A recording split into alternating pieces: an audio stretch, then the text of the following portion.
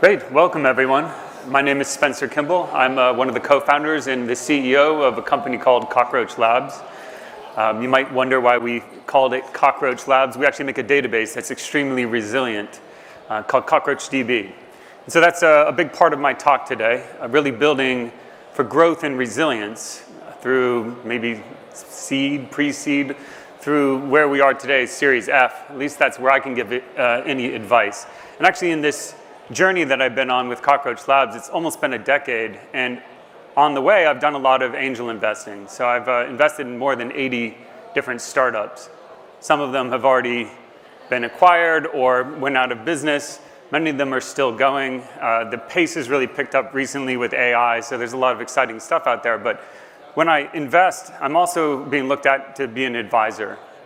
And I take that role pretty seriously, and I found that a lot of the questions I get are repeated. So there's lessons to be drawn there, and I'm just going to share some of that with everyone in the audience. So there's 3 stages of growth I'm going to cover in this talk. From 0 to 1, 1 to 10, 10 to 100. Someone early on told me that 0 to 1 is impossible, 1 to 10 is improbable, and 10 to 100 is inevitable. I don't know if I've quite found that to be true, but I'm kind of curious from a show of hands, who here is in the 0 to 1 stage? All right. How about 1 to 10? Quite a few more, and 10 to 100? All right, that's a pretty even mix, so there'll be something for everyone in this talk. So this is a little bit of a sobering stat here. 90% of startups fail.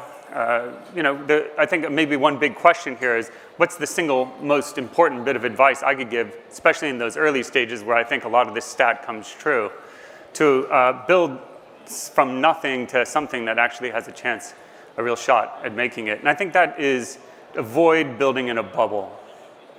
And this is something I learned the hard way. I think it's very tempting when you're very early on in the journey to believe that idea is precious. And even sometimes you'll be working on an idea with someone and they don't actually go into building a company with you and they expect equity. I think that's nonsense. Ideas are not worth the paper or the napkin they're written on. It's actually about execution. Like that's the thing that you can really bring to the idea to make it a reality. I'd say that no matter how good your idea is or how novel it seems, the best ideas are arrived by multiple people at the same time. And this is even true, for example, in the biggest sort of advances in physics or mathematics. Once an idea sort of gets ripe in the ecosystem, there's a lot of things that are feeding that, so multiple people come up with them. And when you go and you talk to VCs, they've heard of something quite a bit like your idea.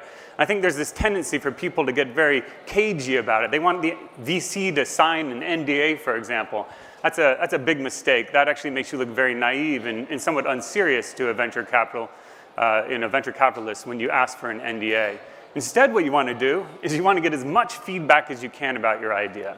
And I actually go a step further. If you actually can talk to a potential competitor in the space about your idea, you should do so. You'd be surprised at what you learn. And it can be a little bit intimidating, certainly, when you go and you talk to a venture capital set of partners and you tell them your idea and they tell you, oh, you know what, that sounds exactly like something I just heard about. Have you heard of company X? And you have not heard of company X, right? This is a terrible feeling in the pit of your stomach when that situation unfolds. But after that meeting, you go home, you look up the company, and you realize, oh, that is quite a bit like what we're doing. But actually, we're doing something that I think is better, or I just got an idea of how we need to refine what we're building. And then the next time you have a meeting and that company X comes up, you've got a very clear description of what the differentiation is. So you really want to open your idea up to all of that sunlight so that it evolves quickly.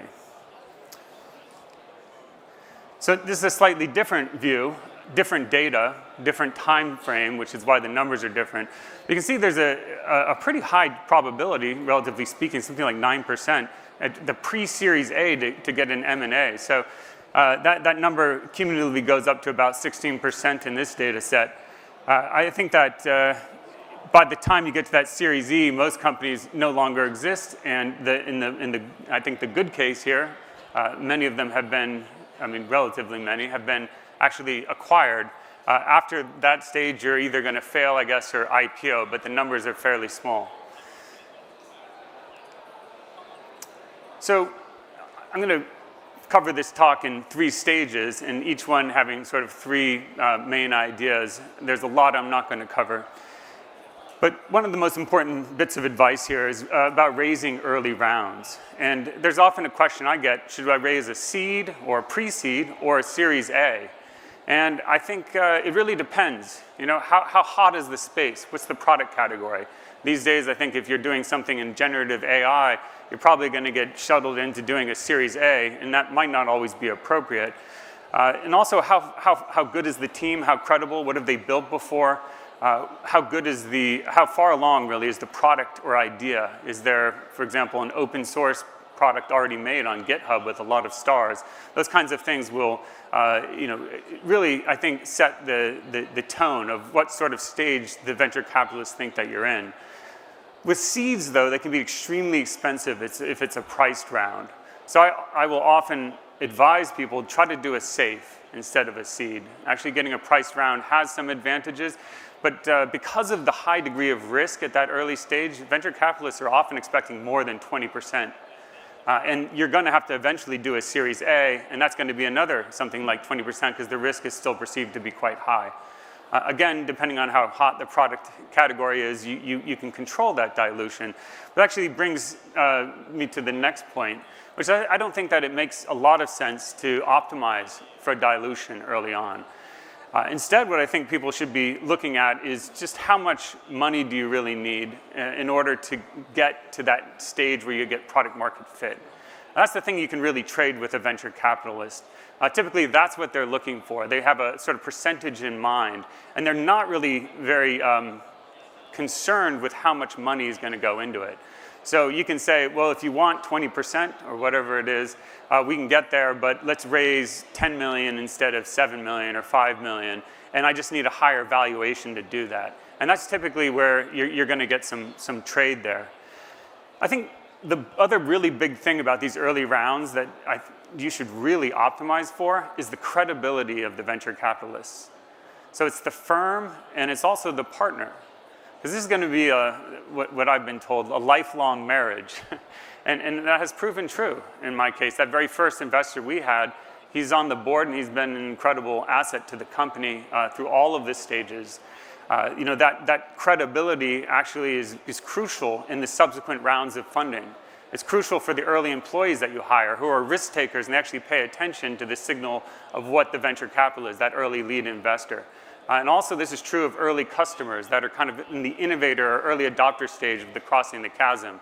And they also look, is it Sequoia? That's a really good signal to these kinds of early assets to the company that are crucial to success. So really, if you have your choice here, optimize for the credibility, the intelligence of that initial investor, because they're actually going to be an advisor. And that's what you want to select for. And also, if you have a lot of interest, great thing for negotiation. Don't think that means you just have to settle for the best, most optimized lead investor, and the rest are going to go somewhere else.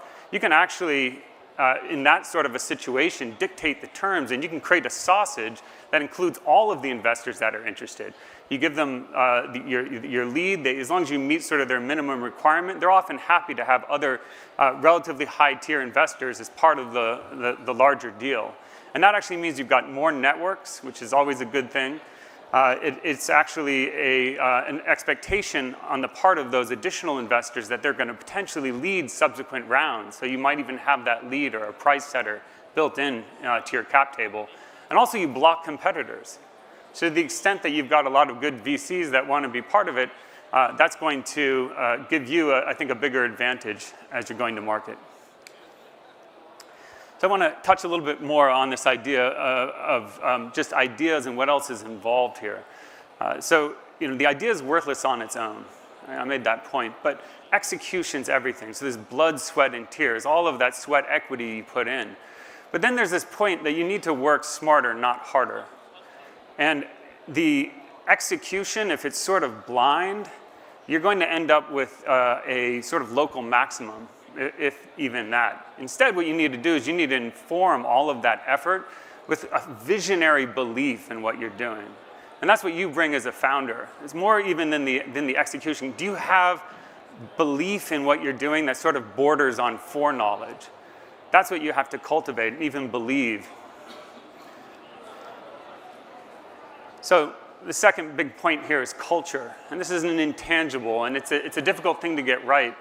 But it's something that you have to establish early in your journey because it scales with the company, or it doesn't scale with the company. I really learned this lesson the hard way. I worked at Google for about a decade with my co-founders. And after Google, we did a different startup before Cockroach Labs. And it was called Viewfinder. And we thought, because Google had a pretty cool culture, that would just come along with us because we were the founders and we had really absorbed Google's culture. We thought it would just naturally take shape. That did not happen. In fact, what we ended up with was a culture where everyone worked really hard and then went their separate ways afterwards. And when things stopped working very well for us, and we ran into some significant difficulties, we didn't have those ties, those human connections that really let us kind of run the marathon, get through the hardships, because we believed in each other and we liked each other fundamentally. So that company eventually had an acqui-hire. We went to Square, and we saw that Square had a pretty, very different culture from Google, but a good culture as well, which we enjoyed. And so when we decided that we were going to even consider doing another startup, which was Cockroach, we actually sat down, we wrote a manifesto on culture before we even incorporated the company. Not having to suffer through 1 year, 2 years, 3 years, or whatever, with a culture where people didn't really like each other. And what did we write in that manifesto? It was kind of like a list of things that we were going to do, like intention, the sort of patterns we were going to set. Like we were going to go every year, take the whole company, go to the Caribbean or something like that, work for a week from there, and just have fun together. Every Tuesday we went out to dinner. So not all of those ideas scaled. But when you set those early patterns, you attract people. Like your very website is kind of, you can't help but communicate some of the excitement that you like each other. So then you attract people that care about culture. And then those people start to run with the culture, and they help to evolve it as time goes by. So also equity, this is an important thing, and I think this actually goes very much to the point of building culture. This is a sort of unique in my experience so far, way to do early equity for employees, but what we decided to do is create a system. And it had some sort of rules of thumb that I'd heard from venture capitalists about how much equity you should give to the early employees. And what we did was we actually made a model, basically. I'll give you a little bit more details in the next slide. But the idea here was that it would be very open, transparent, and when we explained it to early employees, they'd believe that it was logical, and that it was thoughtful, and that the company was being fair. Kind of the thought experiment in our heads was if everyone compared all of their equity and their positions, and it was all put into a spreadsheet by the most activists of our employees, then people wouldn't have any surprises. It would kind of make sense, or at least it could be defended. And also when you're in those early conversations with employees, this is a good way to cut down on the friction that comes from negotiation. So this is sort of how it worked. There's this fall off. And what you're trying to do is you're trying to balance the risk that earlier employees take with the equity that they're being awarded. And there was a sort of a 1x factor for the very first employee, and then that falls off to about 0.12. And what we are trying to do, this is sort of empirically determined, is say that the first 20 employees of the company would have 10% of the equity. And the next 20 employees would have an additional 5% of the equity. And then the next 40 employees would have an additional 5% of the equity. So there's this sort of exponential fall off. And what we did is we said that there was I think we listed out maybe 12 different employee roles that would be the ones that we really needed in the first 20, from a VP of engineering to front-end engineers that were relatively junior and everything in between. That at least we knew about at that time. That list grew quite long over time. What we did is a Monte Carlo simulation. So we just programmed this in, and we ran this 1,000 times. Sometimes the VP engineering would be first, mostly not. Sometimes it'd be a junior employee first. But they had different sort of base equities, and then you apply this fall off. And the Monte Carlo simulation showed that this is very stable. That almost always we were very close to that 10% for the first 20 employees, and then 5 for the next 20, and 5 for the next 40.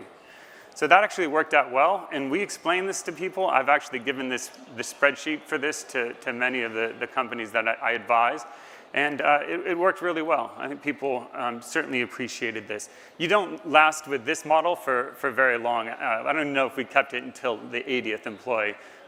You find other mechanisms beyond this, but it's a good way to start early. So let's talk about the next stage. So this would be somewhere around B and C. You're kind of at the product market fit, and you're getting your early customers. And actually, in the C level, you're starting to find the repeatability of your sales motion. So this is a question I get a lot, and maybe I'd ask people to raise their hands again. Who's actually doing anything with open source in their product? So there's some. But I imagine in 2015, if I asked the question, there'd be a lot more. Cockroach is an open source product. In 2015, it was kind of inconceivable to think about a database that was very sophisticated that wasn't open source. That seemed like it would be counterproductive for us. So we started as open source, and we had open core is what it's called. So you have an open source core, and then you create enterprise features around it, and that sort of protects the business model. That really got torpedoed by some of the behavior, for example, of AWS early on. What are the benefits of open source? There's a lot of them. If you have a well-tended open source community, you can have really an asymmetric information advantage. Plus, you get a lot of participation from the community. So they can contribute new features, they can do bug fixes for you, they can actually do integrations for the larger ecosystem and even provide support in sort of a community forum. And they also attract huge players. Like these open source is often what Meta wants and Apple wants and Goldman Sachs, right? Because they want to reap a lot of benefits without necessarily paying for the true scale that they're anticipating. And actually the companies I invest in are usually in the dev tool space or infrastructure, machine learning, those kinds of areas. And everyone in those categories at least is very tempted by the advantages of open source. But there's also extremely significant costs to doing open source. I mentioned before there's some exploitative behavior from the cloud service providers, in particular AWS, and so you have to be very careful about your license if you're doing open source. I would not just have a very powerful core that, for example, is with the Apache license. That's been shown to be a difficult sort of business model to protect. It's also actually very difficult to manage one of these open source communities. They can be fragile at first, and you have to tend them carefully. It actually takes a significant amount of inputs and attention. And these big players I mentioned before, like Apple, they actually sometimes just want support, and they don't want your enterprise features because they really are trying to control their costs at massive scales. Or they actually demand huge amounts of leverage over your product roadmap. And sometimes, depending on the product category, that can mean each one of these big players, even though they're trying to give you a lot of money, wants to pull your product in a different direction. But the really worst thing about trying to do open source and also, of course, trying to build a cloud service, which you fundamentally need to do, we're at the SaaS conference here in 2023, is that you're actually going to build two different companies, much less two different products. There's fundamentally different features, there's different security requirements, different contracting and procurement between these. You're going to have different roles. You're probably going to have different ideal customer profiles. It's a lot to keep in everyone's head in a company. Much better to have a more narrow definition of all of these things. So I'd say that if you're starting from scratch in 2023, you should only ever consider doing both of these things at the same time. If your ICP that you just believe is really the sort of narrow set of potential customers out there that really need and want your product, if they're not willing to use a cloud service yet, then I'd say you probably need to start with open source, or at least that's a reasonable thing to do. Otherwise, the reality is that cloud services have a faster time to value, which is exactly why open source killed closed source. Now it's the cloud service that's providing that faster route because you don't have to learn how to run the software yourself and train that capability and expertise in-house. And also cloud services are a much better business model. I mean, much, much better. Because you're actually able to capture a lot more of the value as the usage scales. When a customer's self-managing your product, whether it's open source or closed source, you don't get access to all of the potential benefits of having economies of scale, for example, the people that run the system, or all of the networking and hardware and cloud costs that are associated with running the product. So you're attaching yourself to a much larger chunk of revenue when you have cloud, and it ends up being much more scalable and less discount. So in this stage, you're going to have to build a go-to-market function from scratch, which can be actually pretty challenging if you're a technical founder, because this is something you might not be very familiar with. I certainly wasn't. And maybe the first thing to really, I think the most important thing to try to get right, although it's definitely an evolution, is what is your ideal customer profile? So it's very rare that you're going to be the first product in any kind of category. So to beat all of the incumbents that are there, you have to be 10 times better. It's almost impossible to be 10 times better at everything that an involved product category has. But you can be 10 times better if you define a niche in that product category that you can dominate. So where can you find the 10x improvement? And ideally, that niche is something that is ascendantly valuable. So it's a small part of the larger TAM, but you believe that over time it's going to become far more important. So this is going to feel very constrained, right? When you had that initial pitch deck to the investors, you were talking about this massive TAM you were going to attack. But the reality is that this is a good thing because it allows you to crawl and then to walk and then to run, and that progression is extremely valuable for you. Because the narrower your niche, it's easier to define who that ideal customer is. And that means you have better messaging. You can actually prioritize your roadmap so you're directly suiting the needs of this ideal customer profile. I think one piece of advice I got early on around marketing, but it applies in many different domains, is really if you're building or trying to talk to everyone, you're not building or talking really to anyone. That's a good thing to wrap your head around. When you know that customer, you can build for them, you can find them, you can communicate with an extremely resonant message, and then you have to practice discipline. Because there's always going to be a company that comes around that totally busts out of your ICP or kind of that niche that you're trying to define, and boy, it looks very lucrative. And I'm only saying this and giving this advice because I've made the mistake countless times. It's so tempting, but every time you do it, you're really bifurcating your efforts, or maybe quite a bit more than that, and that is a very difficult road to go down and to come back from, which you inevitably will. So in these early go-to-market, the founder, CEO, founders, everyone should be involved in all the stages of the process. You need to get out there and understand from the customers what their pain points are.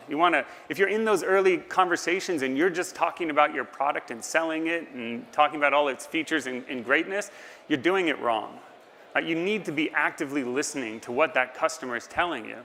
And ultimately, you want to be able to walk away if they're not telling you something that actually fits in. You don't want to make a square peg into the round hole. That's very counterproductive.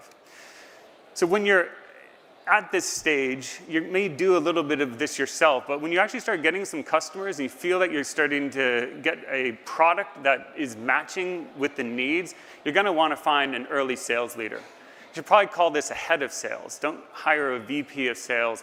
You want to find somebody that actually has done something quite a bit like this stage recently and was successful. Right? This is exploratory motion, and you want someone that's going to roll up their sleeves and actually do the selling.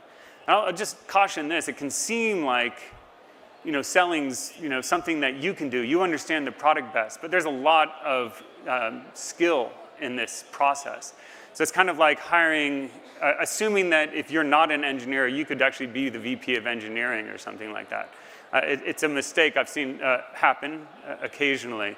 You really do need to find somebody that's good at this. And often, if you're selling a technical product, they're going to come with a sales engineer. They kind of work as a pair. And that person is really going to intuitively explore the space, find out who will buy your product, how much they're going to spend on it. And actually, most of sales is human relationships, especially if you're talking about an enterprise product of some sort, or where you're trending in that direction. And these people are extremely good at this relationship building and actually being so persistent. To close one of these deals, it's often tens, hundreds of calls over the course of the cycle. And finally, a little bit about board meetings. So I mentioned that this early board is going to be composed typically of investors. I'm sure that's what everyone in this room has found.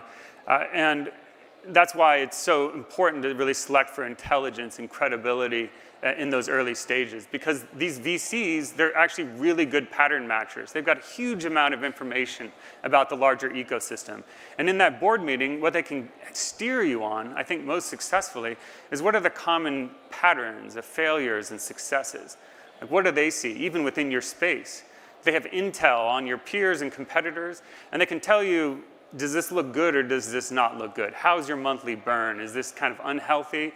What are the expectations for growth? When do you need to raise again? All these kinds of things that are going to be very difficult, especially if you're a first-time founder, to have any idea on your own.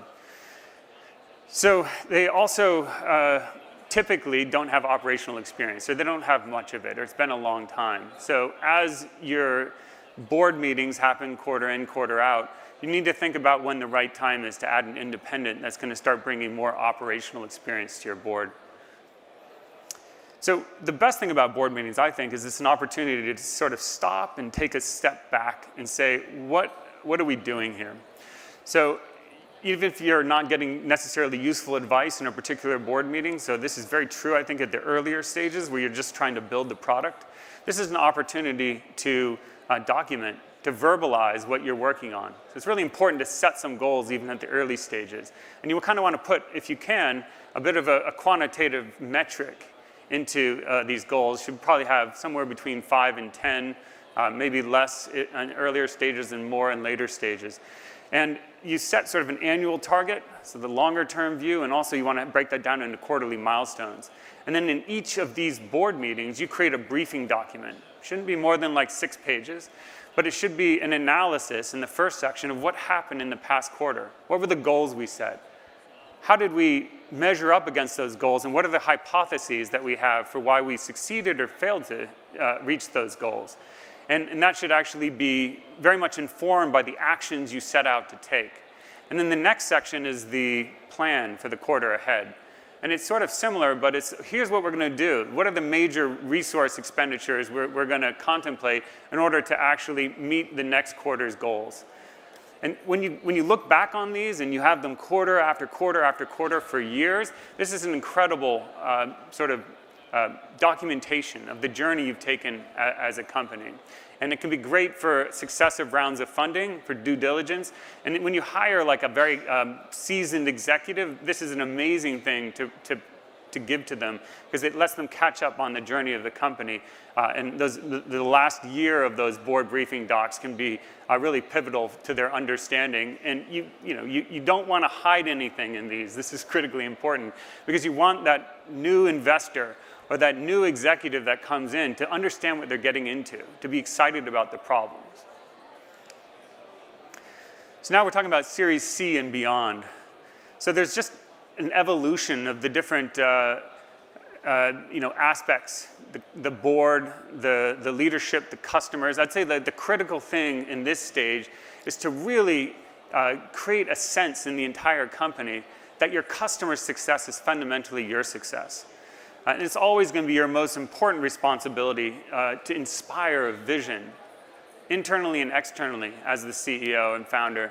And that is vital, fundamentally, to making your customers successful and understanding what the problems are that you're solving for them. So a little bit more about the sales function. I mentioned before that early on it's very intuitive, but eventually it becomes engineering. So that early go-to-market leader that rolls up their sleeves, they probably won't scale very far with you, maybe a year, and that's actually pretty good. Next, you're going to look for a leader that's more of a manager. It's going to be able to do the early scaling of the organization. And it's actually a really common mistake to believe that a really successful account executive is going to make a good VP of sales or sales manager. These are two extremely different things. One is coaching, and one is being an independent contributor. The experience that I've had is that there's a new skill set, and there's a real sort of fork in the road that people take in a sales career. And you want to find someone that actually is a coach that's going to reinforce behaviors, hygiene in Salesforce, the active listening skills that every sales process needs to start with, qualification so you walk away from deals that aren't good, the negotiation processes, account mapping, and these are specific skills that need to be learned. And they're actually continuously reinforced. It's not just a boot camp that a new seller comes into. This is a constant process of reinforcing these skills, listening to the chorus or gong calls. So you need to find somebody that has that expertise, and that's how you start to scale. When you get to about 10 to 20 sellers, then it starts to change into more of a revenue function. And there's a lot of components to a good revenue function, but the single most important one is a healthy and sort of advanced, sophisticated operations function. So you can call it sales ops or revenue ops, but a good one, a high-performing one, means that you have very precisely defined segmentation. So you're very careful about how many accounts each rep has, and when you start to make success in an account, you actually decrease the number of accounts even your best reps have, so they go deep in them. That's just one way to do it, but there needs to be a process. And you actually have a good forecasting methodology where you're producing accurate predictions in terms of how each quarter is going to go. And total visibility, so that you can slice and dice all of that segmentation across your customer set and see exactly how the business is going. So this is a very high level. I think the most important thing to realize here is that sales ceases to be an intuitive process, and it actually requires that everything cascades in the organization. So there's tight process, accurate forecast, and complete accountability for everyone. So I mentioned this before, the biggest aspect of the Series C and beyond is to really own your customer's success. When they're failing, you're failing. And so you're really wanting to understand exactly what problems you're solving for them. You want to be inspired by your customers. There's really a lot of ways, and I'll just mention 3, that this essential aspect of building a business is obscured. One big one is short-term thinking in sales. And this is where that sales leader and those sales managers are critically important, because you want to walk away from deals where your product isn't right for the customer. It does not matter getting a booking, an account booking. Every customer is trying to buy. Like, you need to get them successful with your product before it's actually revenue, especially before it's recurring revenue. And you also need to make sure that you're not overselling. This is a common thing. Reps, of course, want to supersize their deals and get a big payout in a quarter, but overselling leads to more churn, and churn is really a difficult thing to deal with in building a company. Instead, you want to undersell and over-deliver wherever possible.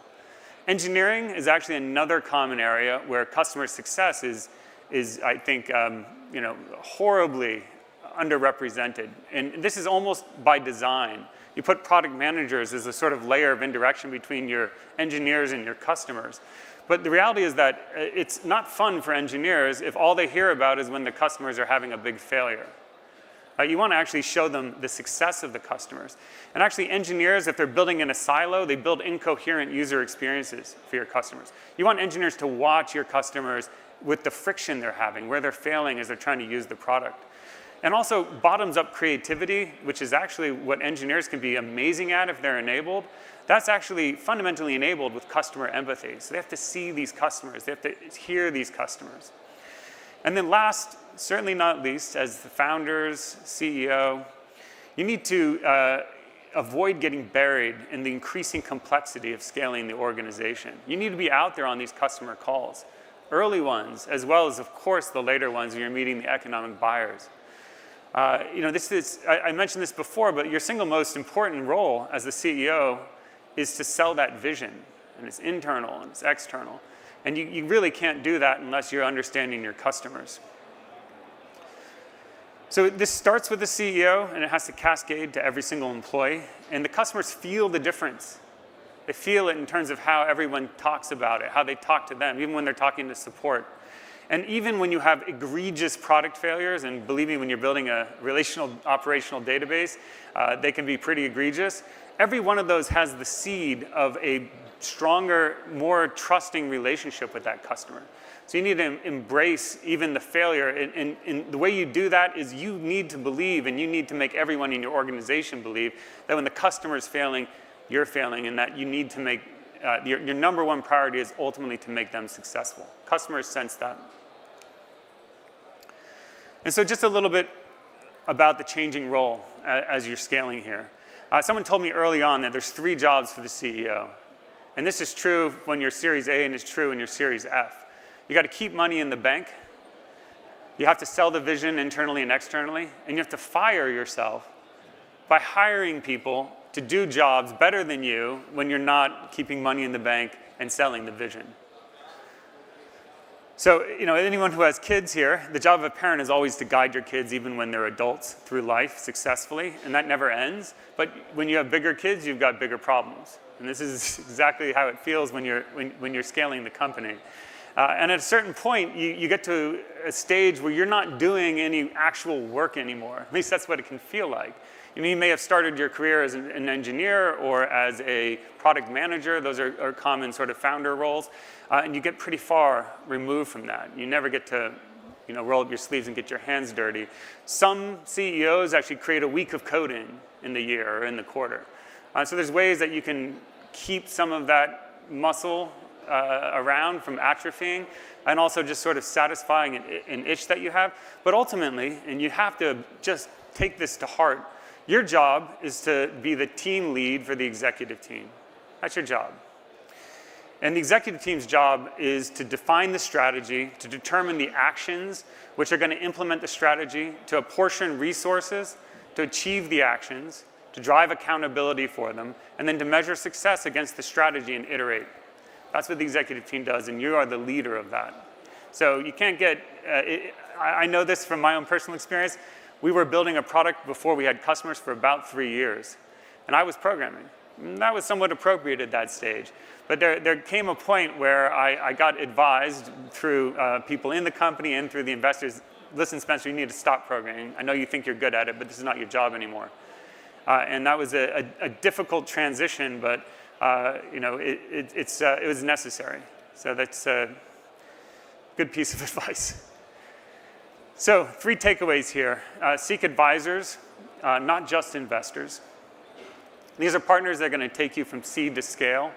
And it's really important when you choose that you're prioritizing, I think, intelligence, just raw intelligence. It's a great one. The experience they have and the reputation they have at picking winners. And culture is a true key. You're going to be running a marathon here, and this is the foundation for it. It takes you through the ups and downs, those human relationships. Treat everyone with respect. I think that's the critical aspect of culture. There's all the little things you do that bring people together, and you want to set that time aside, but respect in an organization is really everything. And one way to do that, of course, is transparency through that, and fairness through the equity awards. And I said that does evolve over time. You'll have a chance to continue. And finally, stay curious. And this is really how, by staying close to your customers, close to your product, you inspire that vision internally and externally. And that actually helps you evolve towards your true north, which ultimately is successful customers that are using your product and expanding their usage. Great, thank you. So we have about 6 minutes. If anyone has questions, thanks.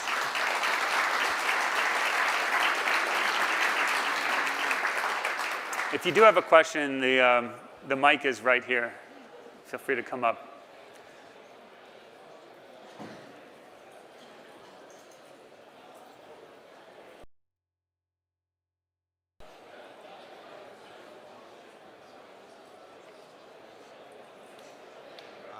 Thank you. That was actually quite inspirational. One of the things that I think a lot of us struggle with, though, is how to price what we're selling and how that price evolves and changes over time. Do you have any sort of insights you can share with that for us? It's a great question. I mean, ultimately, that early sales leader, in our case, helped determine that. But it's also a question of what else is in the ecosystem. None of these things operate in a vacuum. So it depends also, I think, on the product category. If you're selling an enterprise product, sometimes the pricing, there's a little bit of price insensitivity. And so the last thing you want to do is price too low in that case. If you're doing something that's more towards consumers, then I think there's an opportunity to actually discount the price and really try to find a certain level of scale that then can be traded on as you work to dominate that niche. I unfortunately don't have maybe if you want to give me a little bit more context. Yeah, so I think in my own past and in companies I've worked with's past, pricing is often an afterthought. And I think the most common form of pricing that I've done and I've seen people is you sort of throw it at the wall and see what works. But there must be better ways of doing pricing than that. Most of the businesses I've been involved with are selling to sort of, enterprise, but not Fortune 50 enterprise, sort of Fortune 5,000 or so, $100 to billion revenue companies. Yeah. Well, listen, I would give you one strategy that's been effective for us. And that is that you want to have a price that's sort of a base price, and then you want to figure out a la carte additions so that you actually can give people a relatively friendly starting price. And then as they get adoption, and you want that to be a good core product without any big caveats to it. So you're actually giving somebody exactly what they want, and as they start to use it, then there's additional features as they expand. And so there's a sort of a natural way to get the price that actually matches all of the effort you're putting into the product, but that gives the customer a sense of starting small and then paying for what they're using. So I think that that's fundamentally how Amazon or AWS prices, and I think it works very well for them because that sort of apples to apples price comparison can be, almost everyone takes that initial sort of minimal price, MVP price, and then all those add-ons I guess they become too difficult to compare. So you actually sort of get them for free, so to speak, in terms of how your pricing is perceived in the market. It's a great talk, thank you. I'm curious, we're kind of going from 1 to 10, that stage there, and I was curious about culture. So I think culture is quite a fragile thing, and I'm curious how you've been able to maintain culture, going from that kind of scale, 1 to 10, and then obviously beyond that.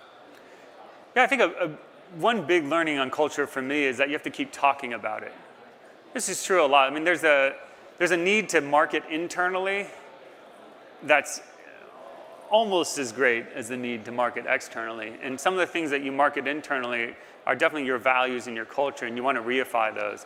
And that becomes far more important when you're at this stage where you're kind of getting to 1 to 10, and presumably you have 40 to 100 employees or something like that. I don't exactly know what that scale would. But I think the number of employees is probably the one where the culture dial turns in terms of what you do differently. One thing that we did, which I think is proved to be really popular, is we have values that we've defined for the company, which, by the way, have evolved over time. And then every year we have a process where people nominate their peers for one of the values. So we call them roachers at Cockroach Labs, but who's the roacher that most typifies this particular value as an exemplary employee along this value? And then people give reasons and things. And then there's a panel of the people that won the previous year that vote on who's going to win it. And then there's a little presentation. And that happens around our holiday celebrations. So that's great. And there's few processes that I've seen that do a better job of reifying the values of the company. But talking about these things, like talking about the fact that you have a good culture, this goes a long way. Great, well, thank you, everyone.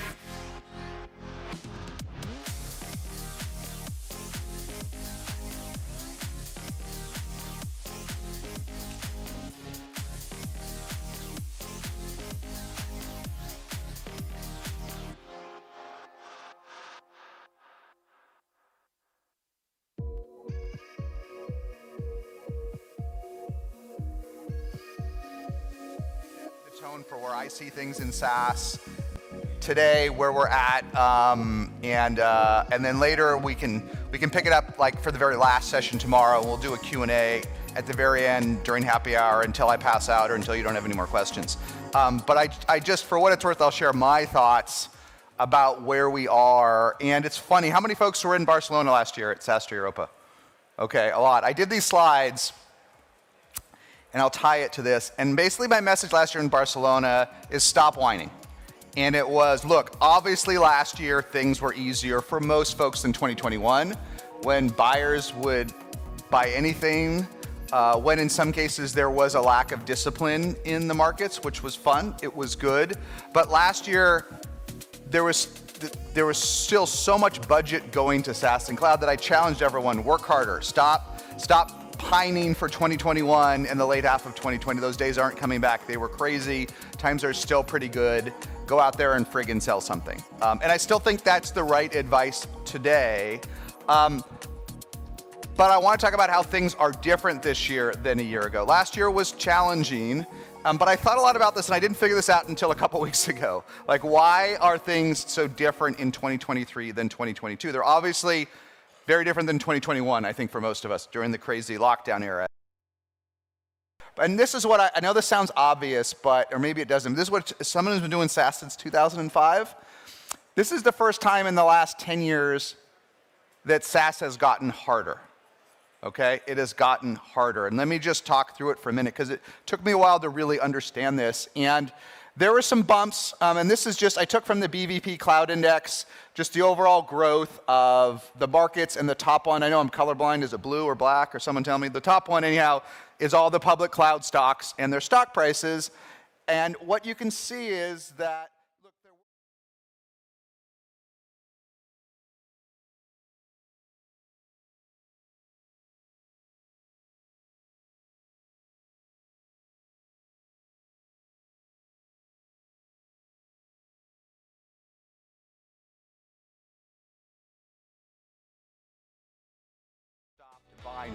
it was so crazy that LinkedIn, even though they were profitable and public, panicked and sold to Microsoft. Like why the markets panicked, okay? And the markets also sort of panicked, as we'll remember, around March of 2020. But what happened then is they were short, right? The nuttiness of the lock.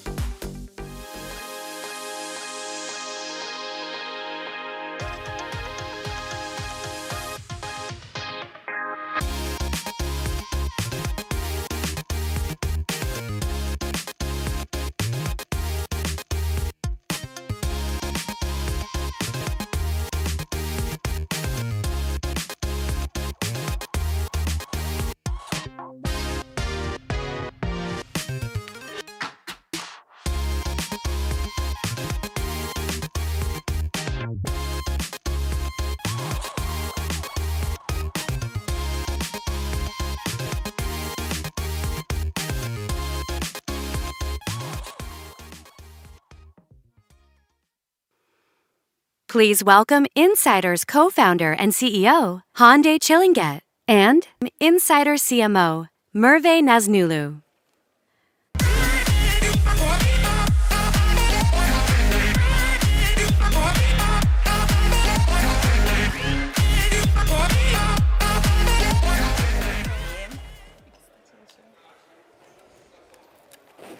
Good afternoon, ladies and gentlemen.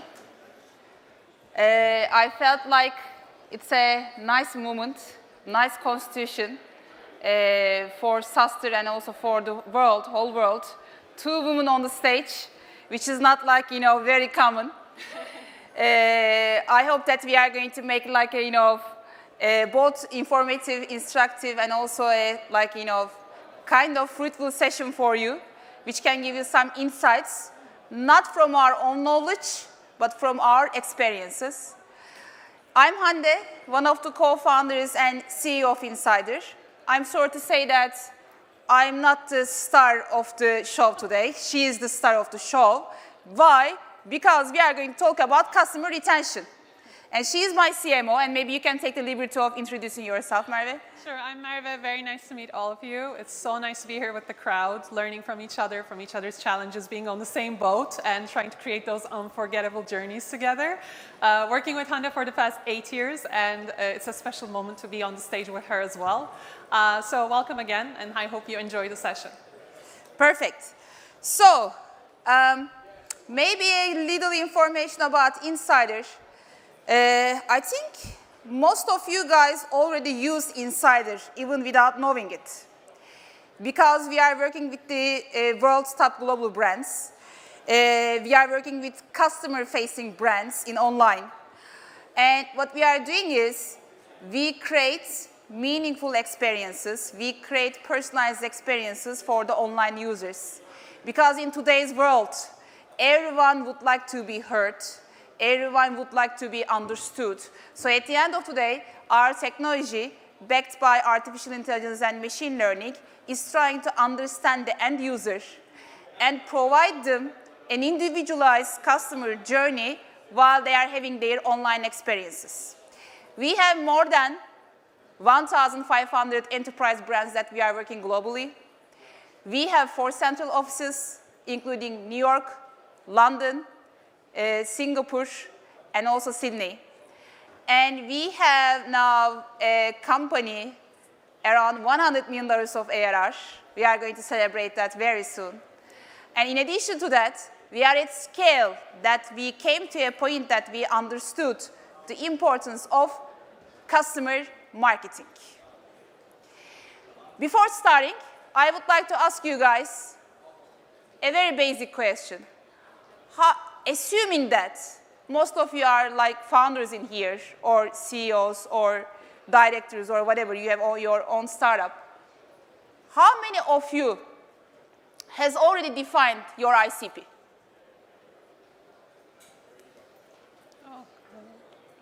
Okay, great.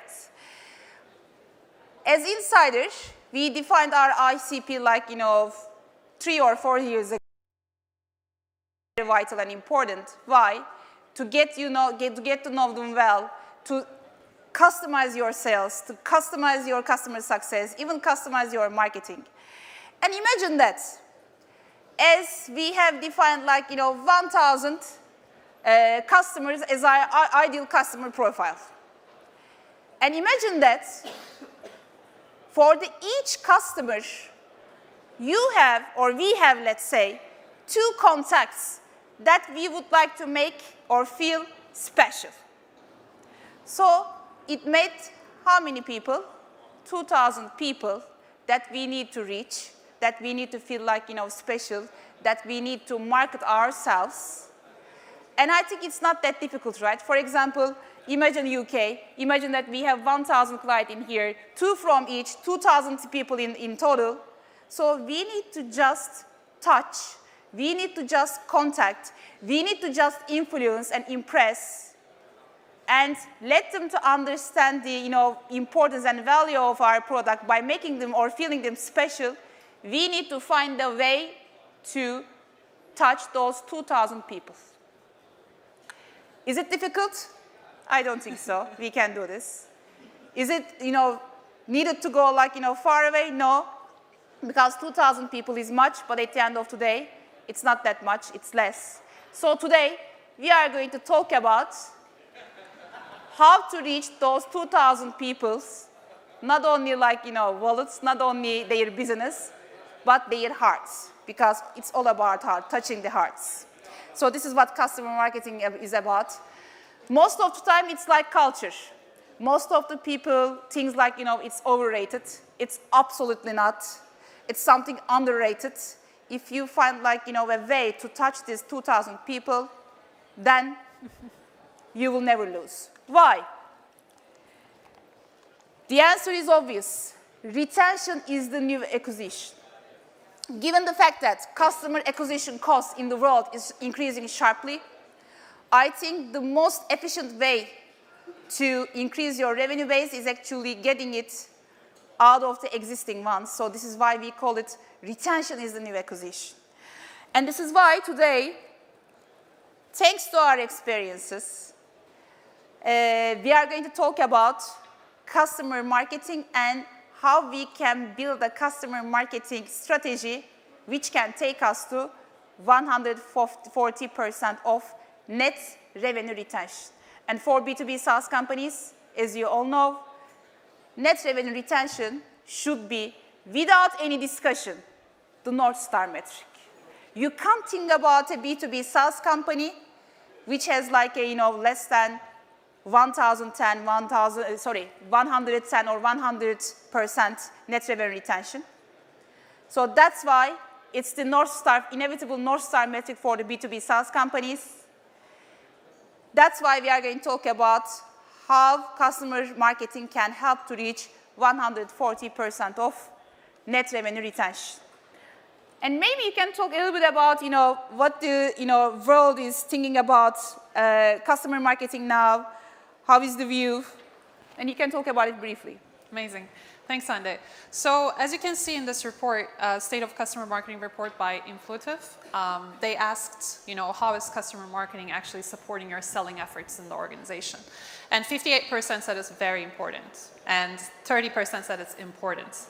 In the same survey, they also asked, customer marketing is it affecting your revenue? And almost 60% of them said either they get significant revenue gains or they get moderate revenue gains.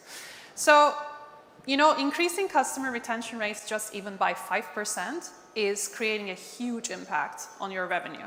Can't say how much, it's very hard to measure, but as you can see, research is supporting, and marketers out there are saying that this is becoming a pivotal function in your steady growth journey. Despite the revenue impact, customer marketing teams remain relatively lean, they're relatively small, and they are actually sometimes not really supported in the organization. Although it looks like that, they're not that supported. So we're going to talk about how we can overcome those challenges around customer marketing teams so that we ensure that you get those outstanding NRR metrics. Hande, maybe you want to cover this one. Yes. I think when we think about the ways of doing customer marketing in your organization, you will find it's not only one way or couple of activities. There are many things that can be counted as customer marketing function. NPSs and CSATs are part of it. Case studies, success stories, obviously. And according to the answers in the survey, you can see that most of the time, people are defining or marketers are defining the customer marketing as, case studies, success stories. Yes, absolutely. But I think the usage of the onboarding, which is absolutely a part of customer marketing, and user product reviews, customer certification, online customer community. Community is pretty much keyword. We are going to talk about the building a community after 5 minutes. Because think about the first day that you start your company. Have you dreamt about building a company or firm? No, absolutely not. We just wanted to have a reason of why, gather the people around us, unite them around this mission, around this why, and building a community. We all dreamt about building a community. So for the customer marketing, your customers expect the same from you. They don't want to be just your customer. They want to be a part of a very special community by feeling very special. So customer marketing is not only about success stories. Customer marketing is not only about saying that we would like to make you like a, or create a success story together. Yes, absolutely yes. But what's in it for me apart from that? Am I a special one? Am I a part of a community that I feel special? And this is something that we need to consider while we are trying to define what are the best ways of doing customer marketing. Well, at that point, maybe I can continue with a question, which is a question under trying to understand who thinks their customer marketing program will have greater importance over the next year compared to previous year. Okay, we have a level of conscience in the room, so that's good. At least we know that it's going to be important by also knowing that retention is a new acquisition. And maybe at this point, Merve, you can talk about this, importance of We saw a bit more hands in the back. As you can see in this same research, by the way, they said, how important it's going to get, and almost 76% of the marketers are saying this is becoming a more important function. So that might be something that you can take away from this presentation. If you do not have a customer marketing team, don't be late. If you don't think it's gaining importance, it is, and those people who are going to take the first steps in that are going to make the real impact and get the real results from retention. So actually, that was interesting to see that how this is a newly emerging function in the companies. Yeah. So just before we start, actually, I want to say something over here. Like, we didn't actually compile things from, Google or ChatGPT for you today. That could have been the case. But we actually sat down and thought about our challenges, our learnings throughout building a customer marketing function. And we came up with the 10 game-changing strategies for you, and we want to share them, with the common practices and the game-changing ones, so you can compare it for yourselves. And tactics are tactics, and we all know tactics are tactics. But the most important thing is actually to not the tactics themselves. It's the creating those scalable, repeatable, and consistent programs that actually bring us the real results. If you're doing things in isolation, and if you're, comforting your heart at night saying, "I'm doing enough customer marketing," probably you're not, because it's the consistency and the repeatable and scalable programs we're going to share with you that we actually saw work, and that actually had a significant impact on our retention and hopefully to our NRR metrics. So, Hande, why don't you start us with the first tactic? Before starting, I would like to add something, sure. Because when you say something, it creates another idea on my mind. Maybe sometimes, and most of the times, it's better to define those importance of the things with some analogies. And for me, those tactics are like, brushing your teeth. Imagine that it's nighttime. You went to your bed. You realize that you forgot to brush your teeth. And it is damn difficult to wake up again and going to bathroom and starting to brush your teeth. But at the same time, once you get up from this bed, once you get to the bathroom and you start to brush your teeth, it's very easy. Just 2 minutes. So those activities, easy to mention, as easy as brushing your teeth, but at the same time, it is as difficult like brushing your teeth. I just wanted to remind you that. And good leaders get up and brush their teeth. Hopefully. We also forget it time to time. But the tactic one. Tactic, not because of that we know it well, or we do it great. Tactics from our learnings, I would like to indicate that. And the first tactic is segmentation. Building a segmented communication plan. Think about your marketing software. You always give importance to segment the users while you are trying to reach them out. So that's why we know that the common practice of segmentation is actually segmenting your customer based on their upsell potential, everything. We all do that. Or we create email nurture programs or webinars or events, expose them to the new products and features. We all do that. However, the game-changing practice would be, is segmenting customers based on their persona, upsell potential, tenure, maturity, and many other sub attributes. And by knowing that, C-levels actually don't care about product and features at the end of the day. Whenever you do a sell or whenever you would like to remind them something, they would like to feel special, and they actually buy you at the end of the day, what you say, then your product, especially C-levels, by the way. I'm not talking about your hero in this partner or in this customer, but C-levels, they want to see the only results and results. So that's why segmenting them based on their personas and choices, maturity, even knowing their birthdays and touching them at the right time with their right messages, just like we do at Insider, is the key in here. So you should have a real segmented. It's not like very generous segmentation. You should have a real segmented communication plan with your C-levels of your customers, because at the end of the day, they are the ones who are going to approve your budget.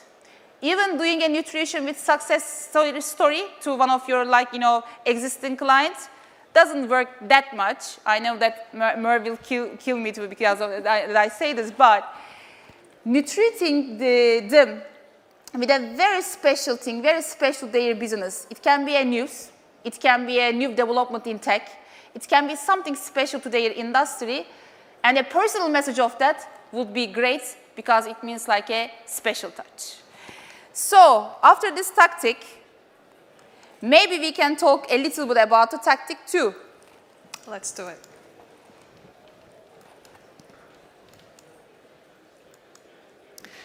Okay, we always think outside the box, but this is an actual gift box, and we all send it to our customers. And what is in a typical gift box? Just like SaaStr is giving a box full of Don't gifts. say that. I love those bags. Just kidding. So actually, every SaaS company sends a box as for an onboarding box. SaaStr gave us a lovely bag today. We have Snuggies, water bottles, mugs, candles, chocolate, cookies. We have a lot of them at home. We even do, which is totally fine. But if you really want to go to the next level with your gifting program, you need to take the gifts outside of the box, and you should not be focusing on, providing things to people.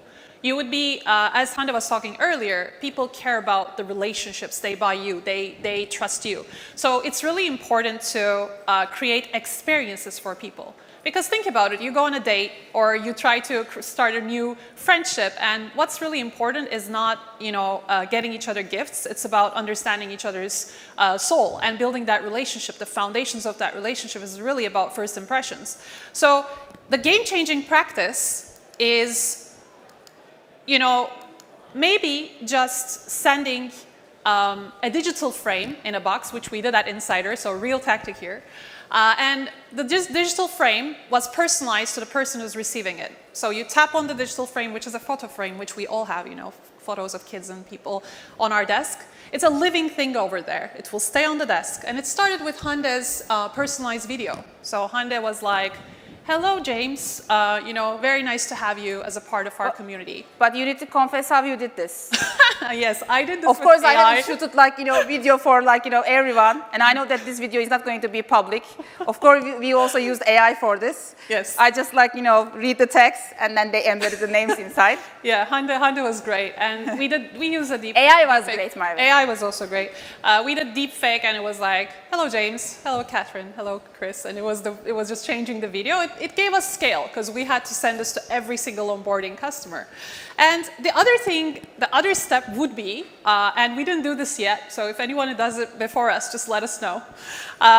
We thought about maybe having a basketball game, or maybe having a baseball game, whatever you guys like, with your customers. And just kicking it off, yes, you have the things again. You have the jerseys with your branding on. You have the socks with your branding on, and your water bottles and your little candies or whatever, the beers at the end of the game. But you actually kick off the relationship at a different level. It's a different vibe. you know, like we're vibing here today. Like it's a different vibe, you know. It's not like the regular workday. So I think taking the gifts outside of the box and creating those experiences is really going to be the future of customer marketing. It's all about relationships. Even if you send them a freaking scooter, it's not going to buy you that relationship. As we all know, leadership is an endless journey, and we are still like, I'm still learning like, you know, every day and every day. And most of the time I feel like I'm still not a like, you know, good leader. However, one of the very first things that I learned in my leadership like, you know, journey was making the onboarding for all the people that you have hired in the company unforgettable. So they will never forget this day. So it's going to be a, you know, great like, you know, value for their retention for long term. And it's same for the customers. Both technically, you should be, you know, providing an opportunity to make it like, you know, unforgettable, and you can also support this with customer marketing, give them an onboarding that they can never, ever forget about. And just on that note, just thought about it. I think the day Hande hired me, she was in her, you know, pink tights, and she was like coming from the gym. It was a Sunday morning. I had an interview with her. And I think it was that day that really captured my heart and soul, and that relationship has been there for 8 years. So it's all about, I think, those moments. She made it unforgettable for me. She was writing our dreams on a piece of tissue paper in an Italian restaurant, Sunday morning. So I think focus on the relationships. Don't focus on, if you don't have budget, great. It makes you more creative. Get a basketball, run out there, and get the relationship going with a great game. I think tactic 3 is mine. Yes, okay. It's yours. Here we go. So reinventing your traditional upsell flow. So the common practice for the upsell is, of course, having meetings to talk about the new features, emailing your new features, and having meetings again, and emailing again. Have you ever heard about the new product, new feature, sending the videos, etc.? But what we do, what is the like, you know, game-changing practice? This year, I started to, for example, shoot videos for our new products where I'm using those new features by myself and start to share them with the customers. I use the like, you know, control panel. I create the scenarios myself. We are shooting those videos and we start to send them to the customers. So this product walks by the bay like concepts, or CEOs like me, you know, using the panel and sharing these videos and making them feel like, you know, they are not going to just use a new feature, making them feel like, you know, they are using something with another community who is really like, you know, getting value out of it. They are also using this, and maybe making them even like, you know, physical, creating like a, you know, product walks by the bay, product talks like, you know, in another location, combining with some like, you know, the other concepts are always very helpful to make them feel like it's not only about a new feature, it's about a new experience that special people that we can experience with the other special people. So that's why, under this context, you can send them like, you know, branded also like, you know, things like t-shirts, hoodies, water bottles. Yes, you can do this. But whatever you think about, you know, that you can send them to make them feel like this community experience will be important. Because since the like, you know, ancient times, every single human being would like to feel like they are part of a community or a tribe. Ideally a special one, ideally a strong one, ideally like, you know, an intelligent one. So this is what you can actually offer them. Great. So tactic 4, active upsell. What the hell is it? Actually, we created this term, so let me cover the common practice first. So usually in SaaS products, you have a freemium model. You try to get excited, you know, people get excited, they try your tool and then they want to buy more. But this is at like a platform level. And then you have, you know, automated features or messages or, you know, an academy in the platform that you can go and learn about the product. This is a standard, this is a common practice. So product-led growth, I think there are sessions about it today as well, like where it's getting really important for companies like ours.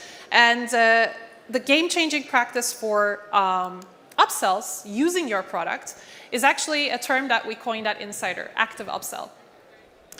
An active upsell is about basically, as Hande explained, when you have a new feature, your account manager, your customer success teams, what do? They email, they try to convince constantly that this product is going to be really great, it's worth their investment, buy it, try it, trust me. This is all fine. It's working, right? It worked until today. However, how do you take it to the next level? You get active about it. You don't get passive about upsell. And what you do is you open a little feature. I mean, this might not be relevant for everyone in the room, for every software, but for us, it was very relevant. So we open a little feature. Let's say they got 246% conversion rate using one of our products, X products. And this is a great result. If the platform spoke to them and said, hey, Dylan, you have achieved this amazing result, and now you can actually try this new feature for free, and we're going to take you through a product lab. We're going to hold your hand, and you're going to get great results from this. You make them get the results, and then once you have the results, if they're the decision maker, they're going to be like, wait, this is going to pay back for my investment. And if they're not the decision maker, they can go back to their CEO, CMO, and they can say, here is the results.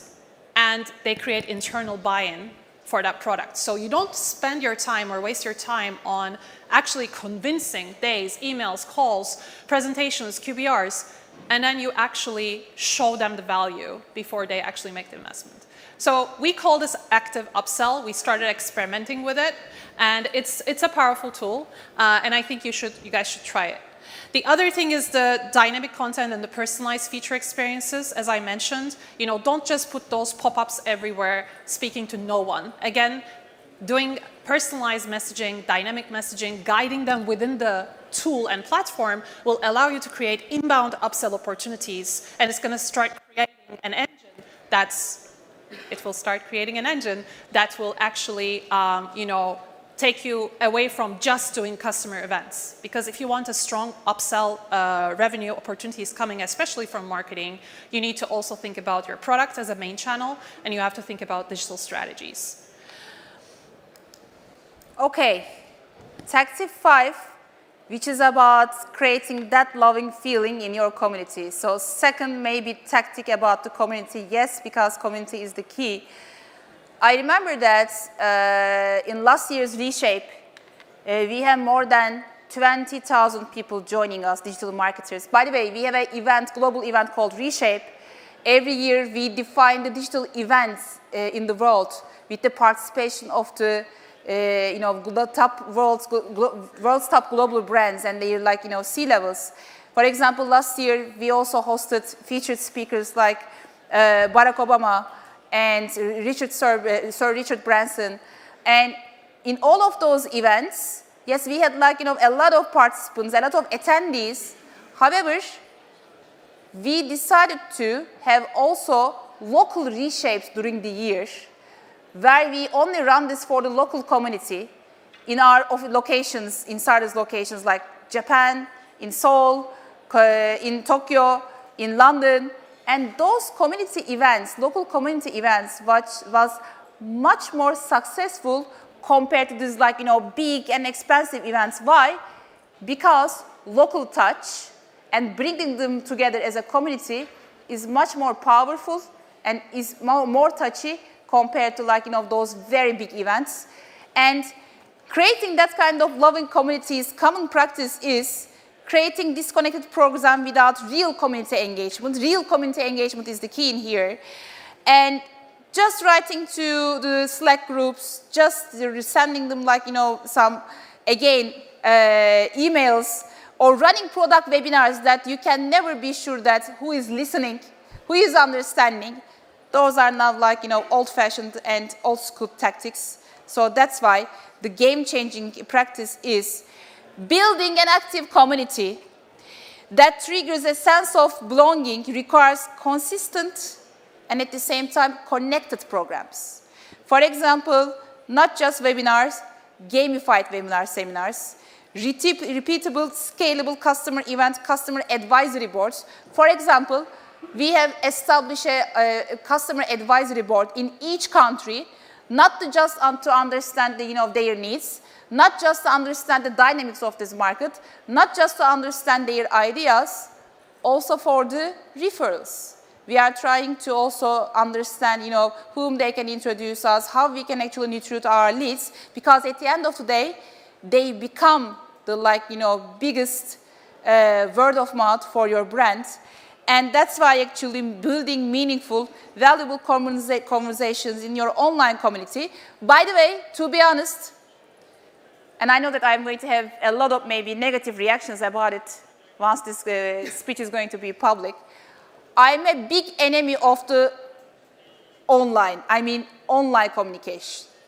I believe that world has lost a lot of things due to working from home concept, the human interaction, and many things. It's not about only business. Sometimes when you just walk in the office, when you see someone, when you look at the face, then you immediately grab that or catch that he's not or she's not feeling good. We lost that kind of interactions. So that's why the same thing applies for the customer. I like one of the things that Jason mentioned before. By the way, he's also part of our advisory board and was also one of the shareholders at Insider. He mentioned that get on this jet. By the way, as entrepreneurs, not jets. We are getting on the just planes, economy class. But just get on this plane, shake that and talk about your products and experiences face to face. That means a huge difference. So this community building thing also with your customers ideally should be face to face, and that's how they are going to feel the the real emotions in the room. Tactic 6 is yours. I talk too much. Yes, I'm actually going to speed up a bit because I know you guys might have questions, so we want to leave time for that. So loyalty programs. There's a lack of loyalty programs in most SaaS organizations. It's not our priority, but it should be going forward. And mostly we try to buy attention. We give Amazon vouchers, gift cards, this, that. But again, we are even as adults, we are kids inside. And we like playing, we like gamification, right? And we like being a part of a community that we can share our triumphs as well. So basically, the game-changing practice here, there's a lot of game-changing practices here, but one of them is creating a point system. We're asking a lot from our customers. Just think about it. Like NPS, G2 reviews. Please come to our conference and speak there. Give us a case study. Give us a testimonial. Give us that. Give us a lot of things, right? Buy this product from us.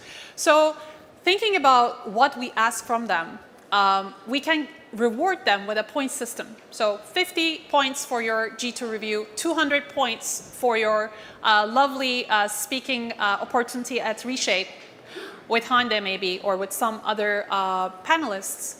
And that way, they're accumulating points, and they can access this through your platform, or you could create a separate platform where they can log in and see their points and turn it into something that's meaningful for them, not meaningful for us. So what does that mean?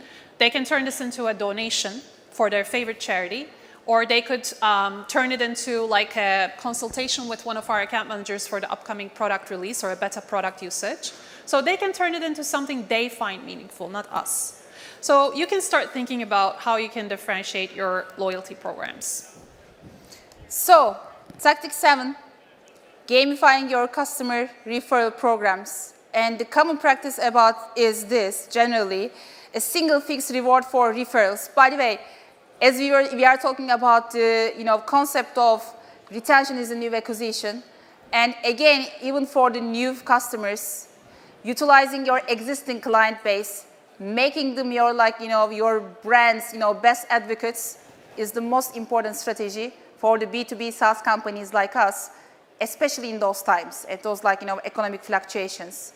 So that's why just monetary incentives for the referral programs that you are going to get from you are going to get referrals from your existing customer base is again lack of sensation, lack of I think reality, lack of strategy. So that's why the game-changing practice for the referral programs is actually tiered incentives based on the number and quality of the referrals. It doesn't have to be like, one size fits all. It doesn't have to be only one program for all the referrals. Based on this customer, based on this person who actually provide you this referral or referred you, should have like a, special treatment based on their own, like, likes. Think about yourself. You have your likes and dislikes in those life, right? And it's same for everyone. Everyone has their likes and dislikes. So you should be able to find these likes and try to reward them based on them. And this is actually how you can make your referral programs much more meaningful. And of course, gamification can be part of it, because with leaderboards, badges, or point systems, you can actually run like a much more fun referral programs where you can reward them in a much more intelligent and more personalized way. Tactic 8. Great. Only 9 minutes left. We are talking too much. I know, we're talking too much again. Building enduring review programs that last. So I'm sure most of you guys have presence on one of the review sites out there, and you're trying to climb up in the grids, which is really important for SaaS because they actually turn into new acquisition revenue as well. So basically, here the common practice is blasting everyone again with these review campaigns where you send the same email to all your customer base and expect them to magically turn into happen that way. Quit mass communication.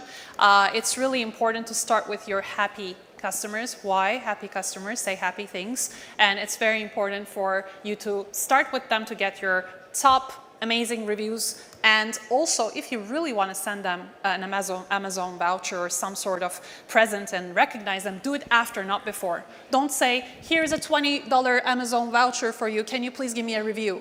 You will end up getting maybe 2-star, 3-star reviews, right?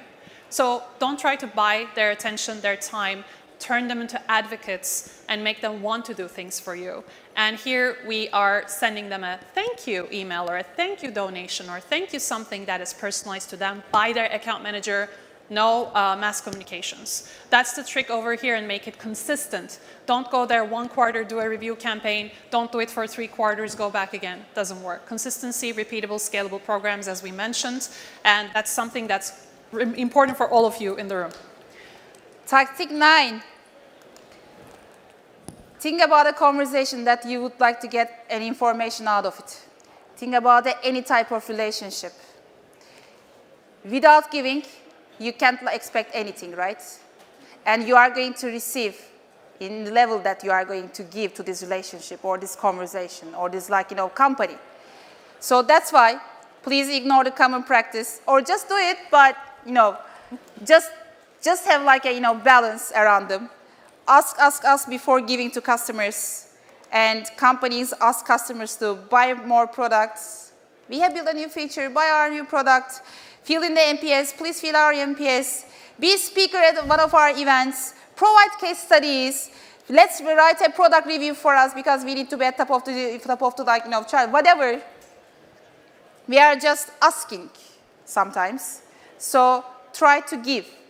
Try to think about the things that you are giving them. Maybe sometimes an information, maybe sometimes a nutrition, maybe sometimes the feeling of being part of their yearly strategy. It doesn't mean that you shouldn't establish a not scalable customer success team, support team, but at least you can also nutrite them with your customer experience team, and then you can actually make them feel like you are thinking about them, you are caring them, and you are open to giving, not just asking. Once they feel it, then magic happens. Tactic 10. Tactic 10. Oh, this is very important. So let me open all of it for time's sake. So champion a culture of customer marketing. This is a personal pain that I have. It's actually, customer marketing teams are lonely. They are quite lonely in the organization. They have to work with sales. They have to work with customer success teams. They have to work with customers.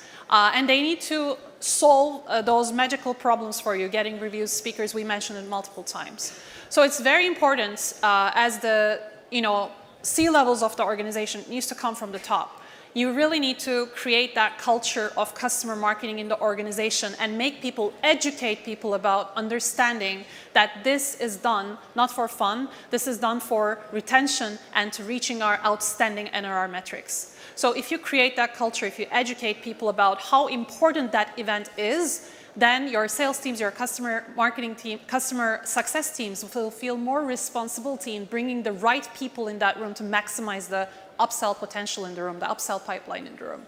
If they don't see this as if they see this as a secondary task, if they see this as one of the things they need to do, I need to get that review, I need to get that case study, if they're thinking in that mentality, your customer marketing team is set up for failure. So don't do that. If you're building a customer success or an experience team that's separate, please help them and change that culture in the organization. I think we have a bonus. Would you like to go for a bonus? Go for a bonus. I think you should go for a bonus. You deserve it more. As a C-level, because this is a C-level message. Go for it. We are servant leaders. There is no C-level anymore, but yes. Okay, let me go for it. So, as we always say, happy customer actually spread the word. They become your best sales representatives. And especially while you are beyond $100 million of ARR, just like us, just like Insider, we should aim to acquire at least, I know that the number is ambitious, but it's realistic, trust me. We should aim to acquire 30 to 50, exactly in that range, % of our new customers from through word of mouth. That's the key. And 77% of consumers are more likely to purchase a product or service when they hear about it from someone they trust. This is what we call externality. And you should do the same thing sometimes for your team.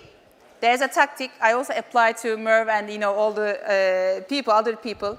When they always hear it from me, then it becomes very regular sayings, and then it doesn't I think pass to them or pass through them. But sometimes I ask someone else, maybe outside of organization, to tell them, to tell them the realities, or to tell them what's good or bad, what looks more logical, what looks nice, and that applies for our customer. If you just buy my product, it will not work that much. But if someone else will tell them, okay, we used Insider and that's great. I mean, here's the ROI, here's the numbers, here you go. Then it creates a wow effect. And customers acquired through word of mouth have a 16 to 25% higher lifetime value than non-referred customers, ladies and gentlemen. This is a huge number.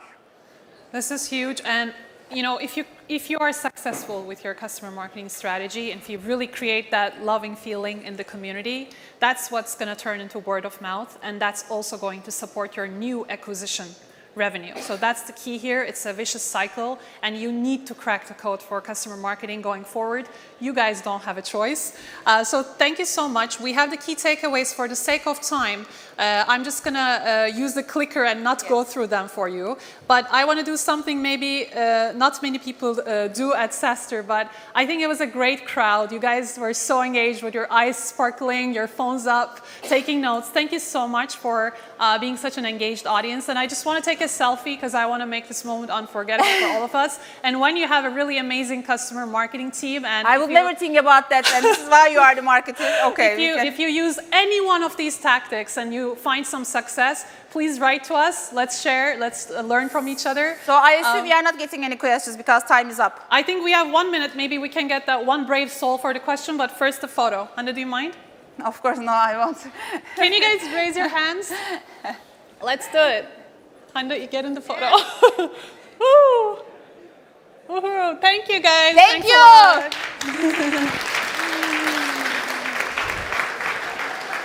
Bir tane soru alabiliriz. We can take one question.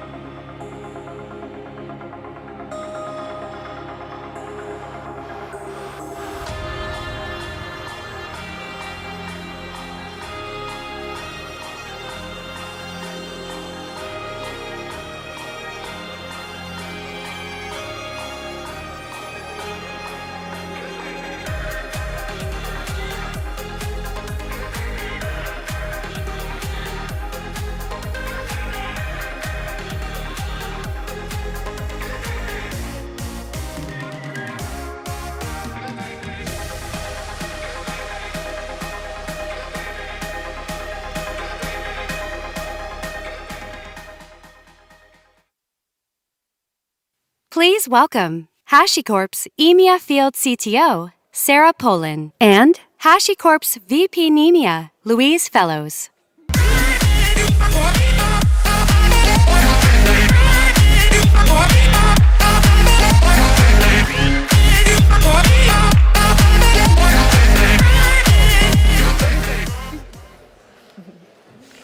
Wow, this is a packed house. Thank you so much for joining us today. My name is Sarah. Maybe. No. There she is. There we go. My name is Sarah. I'm the field CTO here for HashiCorp. I joined the HashiCorp team about a year ago now. Previous to that, I worked in the financial services industry and built programs using platforming teams and security there. My life started as a developer, sort of, and then I moved into the security sector. So I'm really about making sure we have velocity, but making sure that that's well balanced with security. But before I moved into the tech space, I was actually an opera singer. Louise? I love that. Always amazes people, doesn't it? Good afternoon, everybody. I hope you can hear us all at the very back as well. Good thumbs up down there. Louise Fellows, I am the VP for Northern Europe at HashiCorp. I've only been in the business 8 or 9 months now, but predominantly worked a lot of my career across enterprise businesses, from telco to tech, always in sales.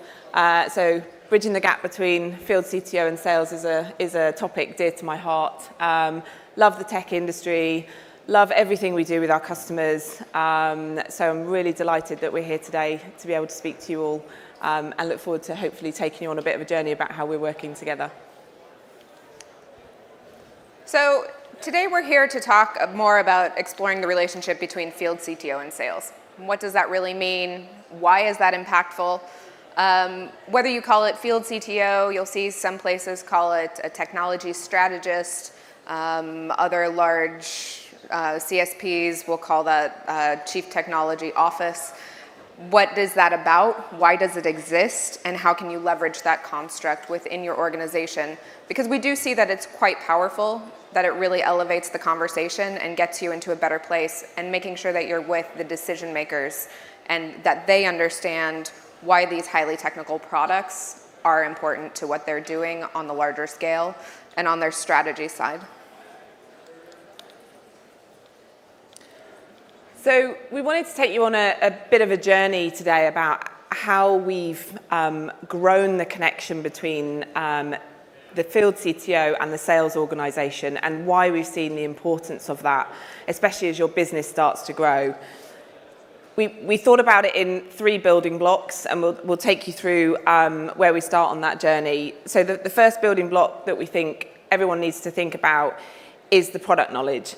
And Sarah will explain a little bit more about that in a moment, but it's really important that the field CTO works very, very closely with sales from a customer perspective, because especially in HashiCorp, we have a very, very deep technical solution for all of our customers. And from a sales perspective, it's not always easy to grasp that very level of technical detail. So Sarah and her organization, it's really important that we have along with the customer. I don't know if you want to add a bit more to that, Sarah. Yeah, I think what we see is that the translation between those highly technical and people who are actually implementing these tools into the business decision makers, whether that's at the CXO level or that's at a managing director level, it becomes very complex. So how do you actually bridge that gap? How can you make sure that your people understand the business value behind it, what you're delivering to a specific company, but also understand the mechanics of that? And that's where that becomes really important, to have that full-fledged sales cycle, I think. Great, thanks, Sarah. The second building blocks is all about balance, and that is about us ensuring that when we're talking to our customers, we are balancing the very deep technical knowledge that they need from both, whether it's our field CTO, whether it's our solutions engineers, from that very, very technical detail through to what the business value is. And that's not always easy for all parts of the organization to translate. So that balance between deep technical knowledge and the business value to the customer and the different levels within the organization, for us to be able to understand it and the customer to be able to articulate back to us is really, really important. And then the third building block that we just wanted to touch on was around trust. And they might sound like cliched words, trust, but it's really, really important because we have to work so closely together as a team internally within HashiCorp in order to be able to give the best solution for the customer. So that trust element between sales saying to the field CTO, like, you've got your relationship with the customer and not interfering in that relationship all the time, but equally from a sales perspective, we need to be able to go in and have those conversations with the customer as well. So trust is really important between the relationships, isn't it, Sarah? I agree completely, and it's also about the trust between the teams, making sure that the sales teams trust the field CTO team enough to know that we're going to call them if we need them, but also to let them know that we have their best interests at heart. We're there to help support them, make sure that they have the proper messaging, and make sure that they're being elevated. Also, though, that means internally. How do we make sure that we're getting the information from the team, from the sales team, the solutions engineers, up through into product? Because ultimately, that product is responding to a need on the market, and making sure that that feedback loop is there, and making sure that trust that surrounds that feedback loop is also prevalent.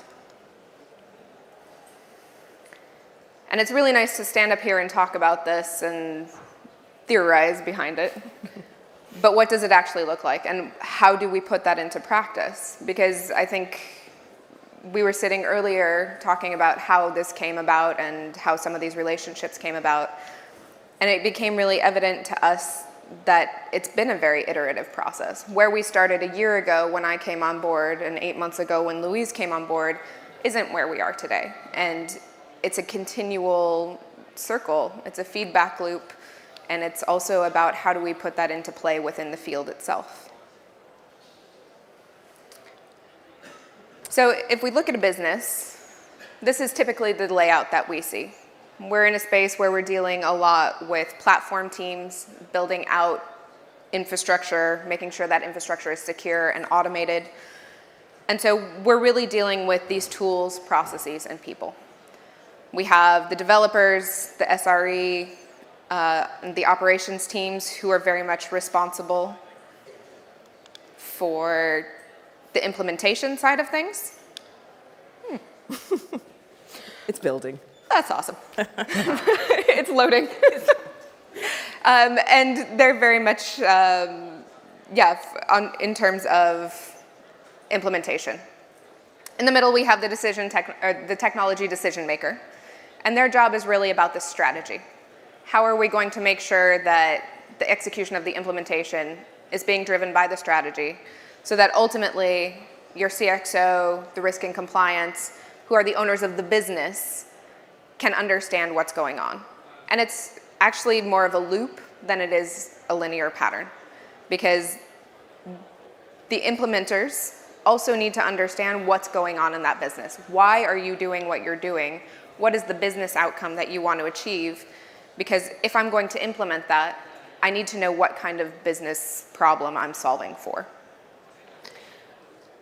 And just to build on that, so in order for sales to be effective with the customer, from a sales perspective, we have to work what we call within HashiCorp within the pods. And that pod is a bank of people that need to work together in order to make the sale successful. So, for example, you'll see on here the solution engineer. So we've got the salesperson in the middle, we've got the solution engineer, and the solution engineer is the one that is bridging that gap between sales and the field CTO and the customer. So, and what happens in HashiCorp is we have a sales motion called EMEA, and that's our motion, and that's where we acquire customers, we land them, we expand them, we extend them, and then we renew them, and it goes on a cycle. And what happens with the relationships is that from a land perspective, we'll have solutions engineers, and we'll be able to call on the field CTO to be able to support those customer conversations. We then have our expand, extend motion, which is the more strategic customers that we work with that have already bought from HashiCorp and we're looking to grow them. And they are more strategic, and we know to engage with the field CTO at another level. But the pod is critical because it means that we're all working together in that very balanced and trust way with the customers. And it's not just a sales motion, it's a CTO motion, it's an SE motion, it's a complete pod. And in order to get the customer's voice heard and for us to deliver the right solution, it's really important that we understand the customer landscape, understand where we are in our sales cycle, and then understand the right people to connect with the customer at the right time. Now, if we look on the other side of the equation, on this a little bit more business-driven side, this is typically where we see the field CTO step in. Now, in our case, the field CTO is an office of 6 highly technical program makers. We all come from different industries. We've all built something. We've all built our own products. This isn't our first rodeo. And what we want to do is make sure that we deliver something of value so that we can act as a trusted advisor. The interest for us is building things, whether that's relationship, trust, balance, all of that kind of comes full circle in the end. Where we tend to play and where we tend to come in and talk to people is really at this CXO level, risk and compliance, and with the technology decision makers. And really, when we're working on an account basis, what we're doing is translating. We're translating what are these technical things that are happening on a more minute level, going on with the solutions engineer, into what is the business outcome of that? What problem is that going to solve for you? How does that relate to your cost? How does that relate to your speed? How does that relate to your risk? And this enables then bigger and broader conversations. One of the things we were talking about and the examples we were talking about earlier is a large multinational bank where we have an amazing field CTO engagement and an amazing SE engagement. And it works amazingly well. And what we've seen happen is actually the decision maker in this case is somebody who came from another bank. It was somebody that we already had a rapport with. The trust was already there. And so when we wanted to step in then and say, we want to build out this program for you and help drive your strategy, they were quite keen to let us do that. So now as a result, we can sit with the SE, who will sit and look at the more minute details, make sure that day-to-day relationship is there. And the field CTO can come in, whether that's just myself and a peer, maybe one of my peers. We can sit with them and say, okay, show us your strategy. Why are you doing it? How is this driving your business? What is the business outcome that you're looking for? And what this does is drive the trust. It puts our solutions engineer in a spot where they can then elevate the conversation and have a quicker adoption. And at the end of the day, that allows us to have a faster renewal cycle. It means that they can start using more tooling, more use cases, and move things a little bit better across the board. And what's been really interesting from a sales perspective and how we bridge the gap is we've had to do a lot more enablement to our sales teams and our individual reps out there selling because the personas of customers in the tech world has changed. It's not just a CIO, it's not just an IT director. You've got heads of platform, heads of cloud, and so the decision making has become very different. It's not just a one-size-fits-all anymore. So a lot of the enablement we're doing to sales and out to our SEs and from a field CTO perspective is who are the personas that we're selling to? How do we engage those personas properly? Who are the technical decision makers now? Because they're very different to what they looked like 10 years ago.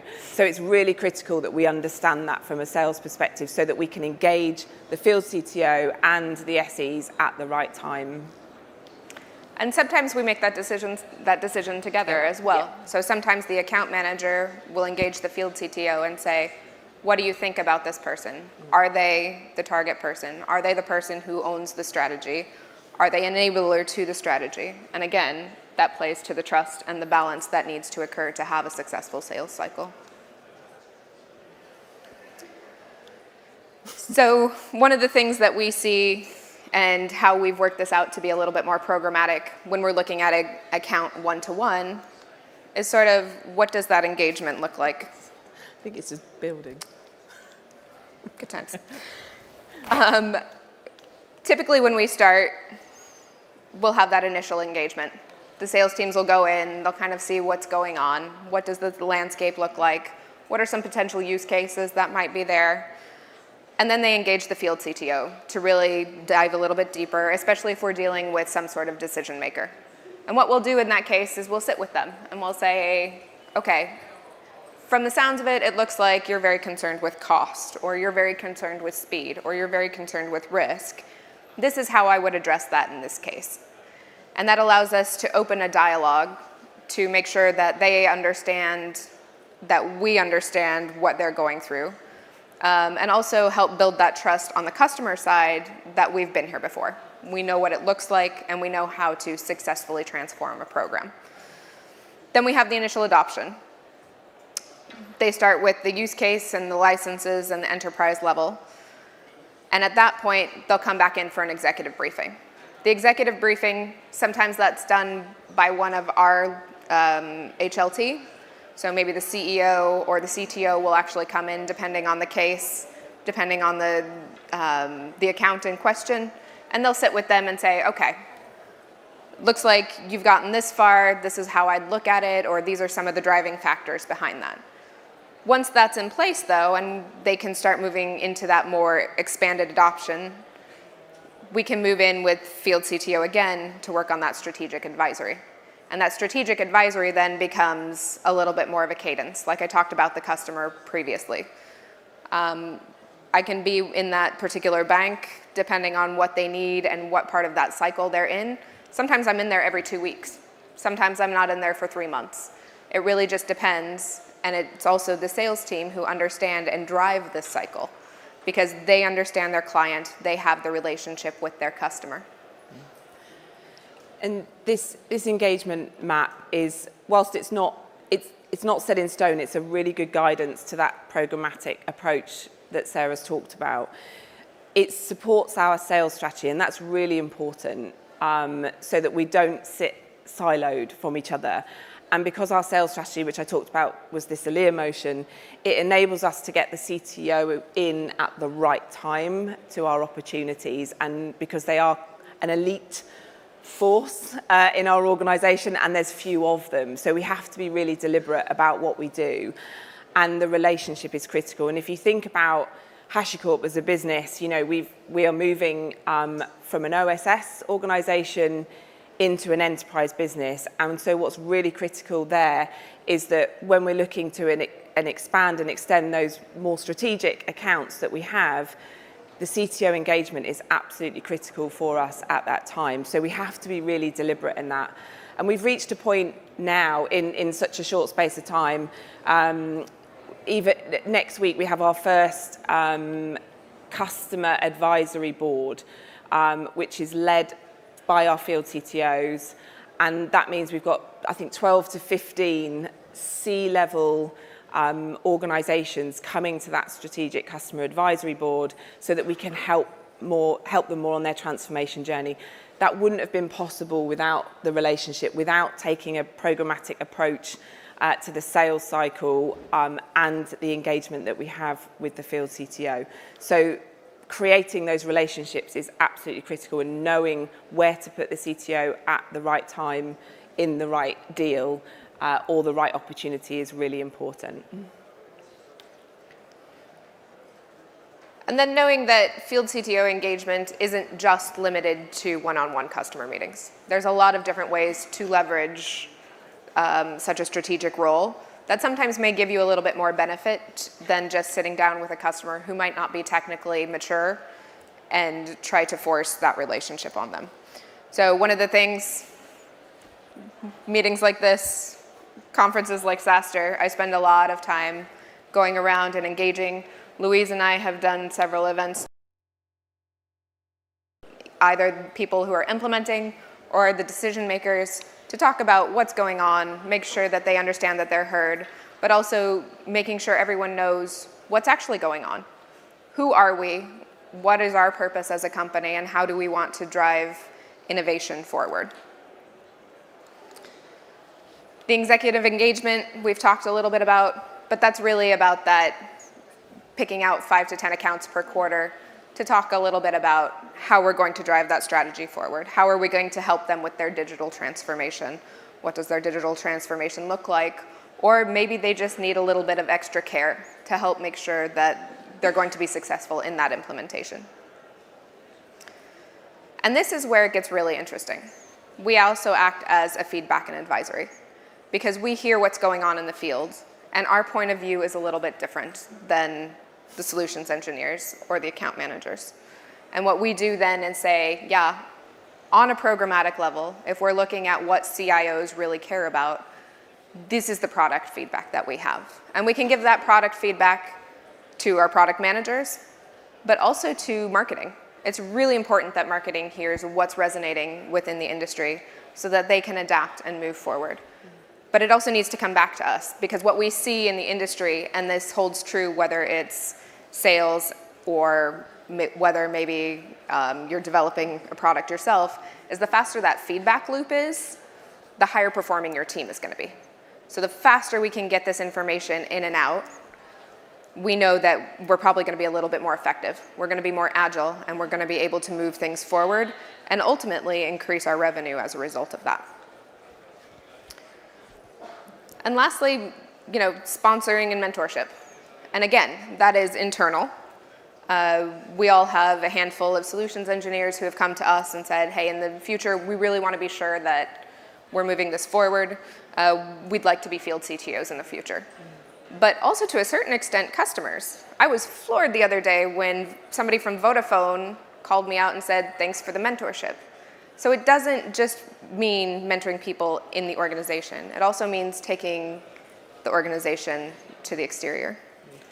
And I've also seen from a sales perspective that when they're listening to the field CTO in front of customers at that C-level, they are learning all the time how to have more C-level conversations in the customers so that it's, because the technology that we have is, as Sarah talked about, it's a very deep technology, and to just sell it is quite hard.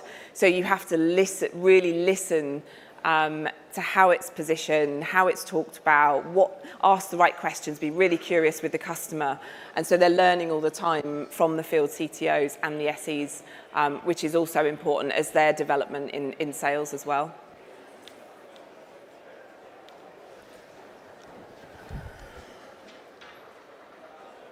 This clicker really doesn't like me today.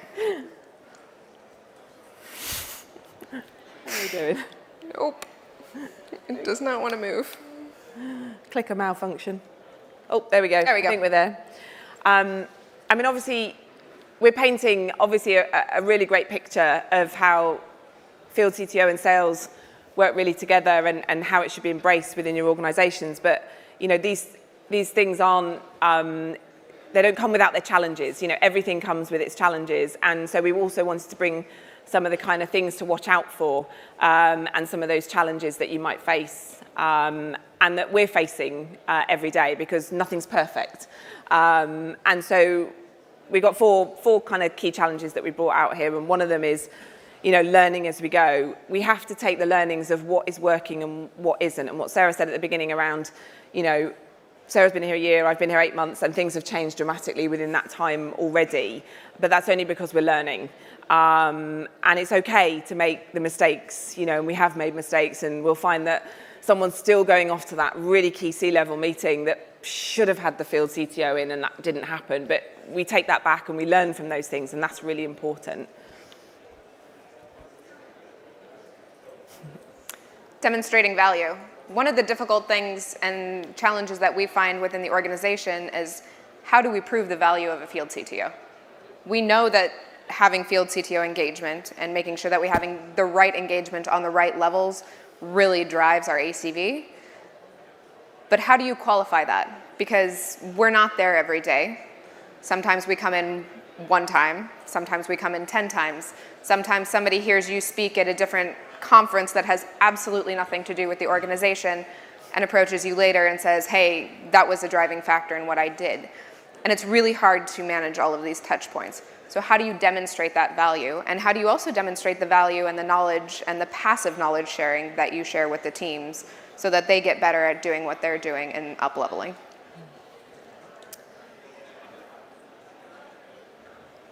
this one, I think as we've spoken about this is really important to create an open culture.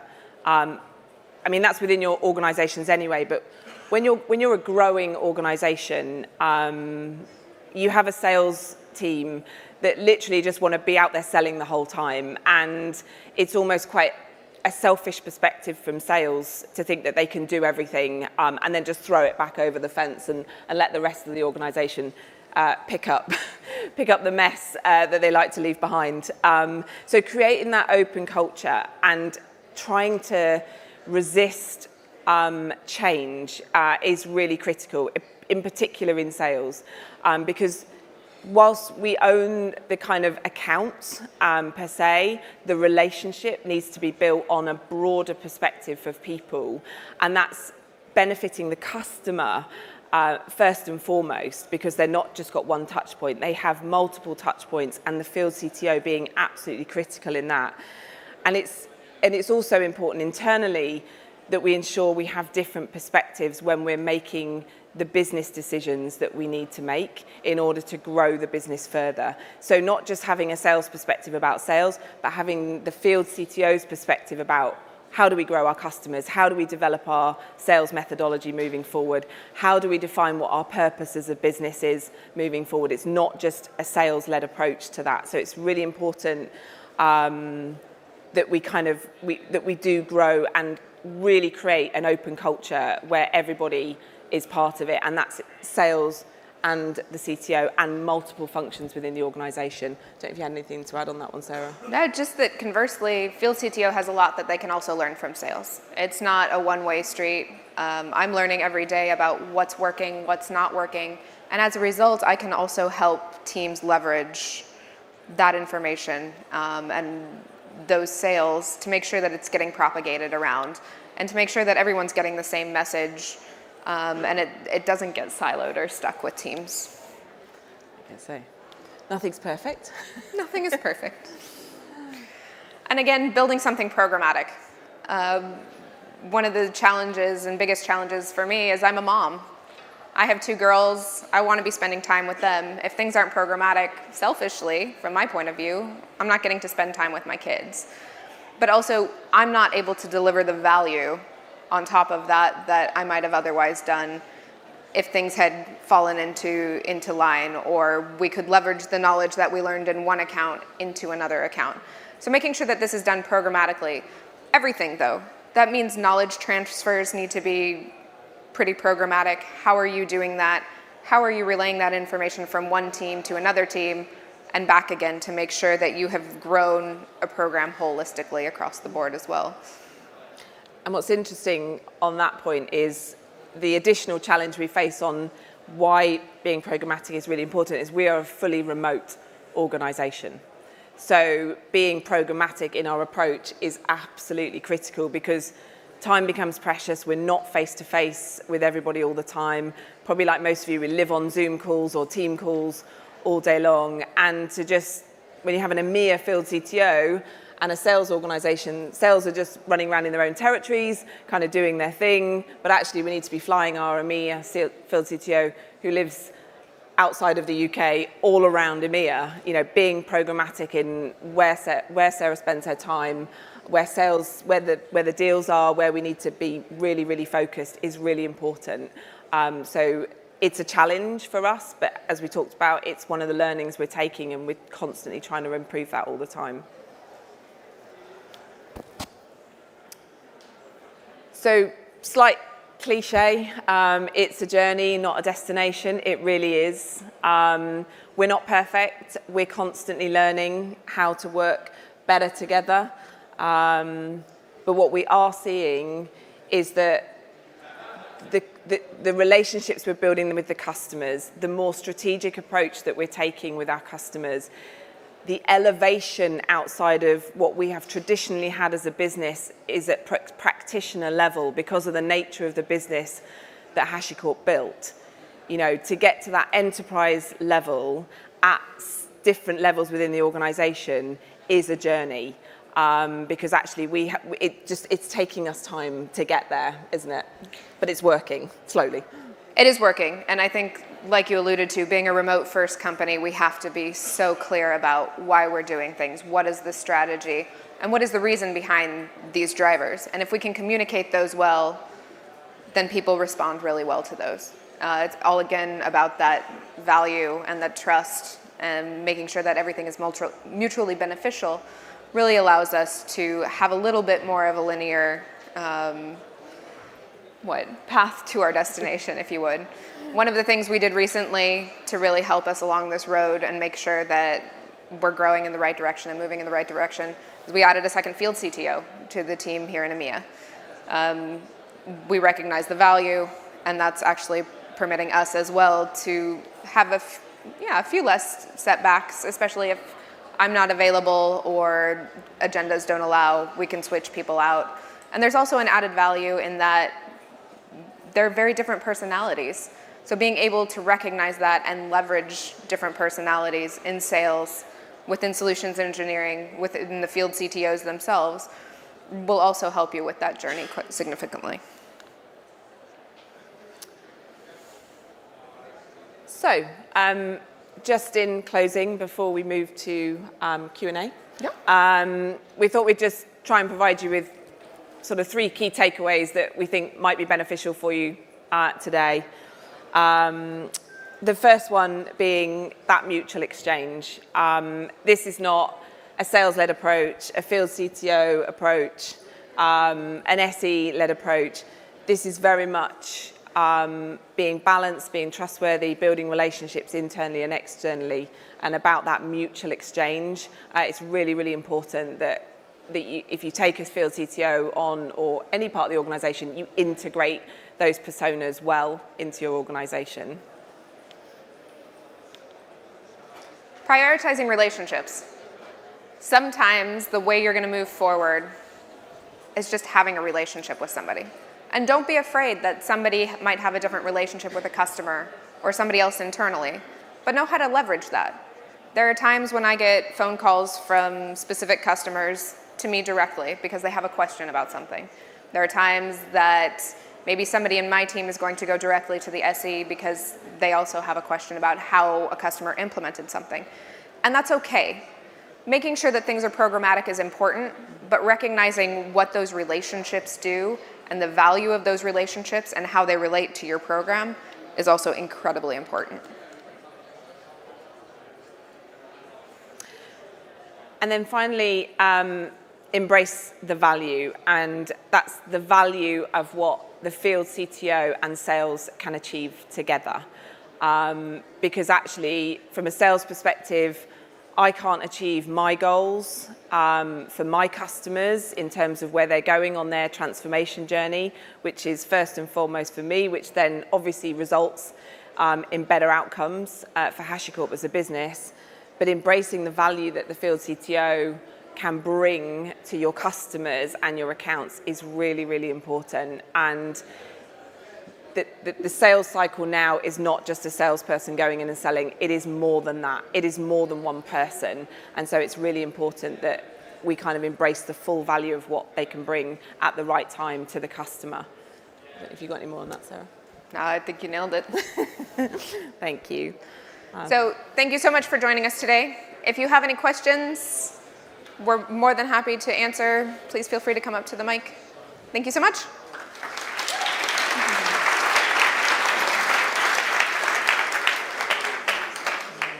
Right. Oh. Hello, I'm CRO for Time Extender. I'm going to make a real generalization, so I apologize to everybody, but salespeople are typically very good at networking. Developers, software engineers, technically minded people are less so. How do you address that? How do you address 2 types of personalities that are incredibly different to each other, and therefore how do you encourage them to work better together? So from my perspective, from a sales perspective, I kind of do force the issue quite a bit. So we have a lot of joint meetings. So when we're doing account planning in particular, that is really important that everybody is included in that account plan. So there's a technical account plan for the customer. there's a sales-led account plan, there's a partner account plan. So everything pulled together means that we know the strategic direction of that customer, we know who has what job within that customer, and that we try and bring that together. And quarterly, we'll run QBRs, we'll run really kind of like very programmatic way of working. But unless you do that, from my perspective, you lose control of everything. So whilst it sounds like it's very process-driven, in order to get the right engagement at the right level, and it also allows you to manage the time of other individuals, and as long as, because from an SE perspective, they very much have their own relationship with the customers as well, and the account managers are kind of not forced into that. They're helped, that they need to develop their ways of thinking and ways of working within the customers, that sales isn't as it was 5-10 years ago. It's very different now. You've got to let go a bit of your account, and that's really hard, right? That's really hard for a salesperson. But when they see the fruits of that, they start to, it's not easy and it's not perfect, by the way, and we still have a long way to go, but when they see other account reps doing the right thing and they see the fruits of what's happening, then they all start to play the game a bit better, but it's not perfect. I don't know if you've got any. Well, and then I think on the technical side, field CTO, like I said, we're all executives. So we're all people who, while we're intrinsically very, very introverted, we do know how to talk to people, and we know how to read a room and have the EQ to be able to kind of manage that. And part of our program was that mentorship. So then how do we then go to our solutions engineers and say, okay, show me what you're doing in your account. What would you do? And coach them through, okay, maybe you want to be looking a little bit more here, and this is the kind of conversation that you would have. So from an engineering standpoint, what we're teaching them to do then is really engineer a conversation so that they feel a little bit more confident and they have a little bit less tendency to revert into themselves when they do feel uncomfortable and really introverted.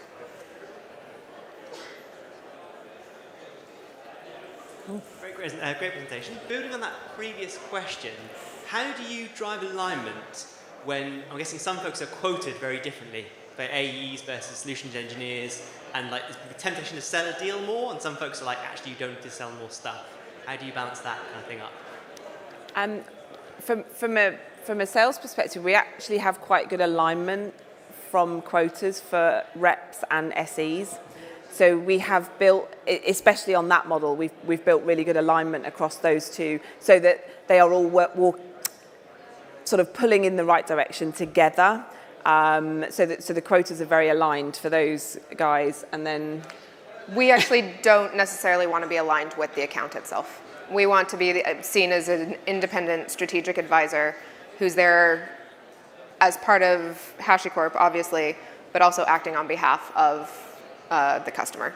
So I've been in meetings before where the salesperson was selling something or pushing something, and I had to say, you know, I don't think that's in the customer's best interest. And while that might feel like a pullback at the time or not in alignment with what the account manager would want, what that allows us to do is have that trust, have that balance, but also ultimately, if we give them a bunch of licenses and sell a bunch of licenses up front and they don't consume that, that's also a risk. So it's also about, from a CTO perspective, strategically looking at things and say, this is how we're going to balance the risk, or this is how I think you should balance the risk. But making sure also on the backside that you align with the account rep at that point to say, look, it's nothing personal, but I want to make sure that, you know, you're doing the right thing and you don't shoot yourself in the foot later.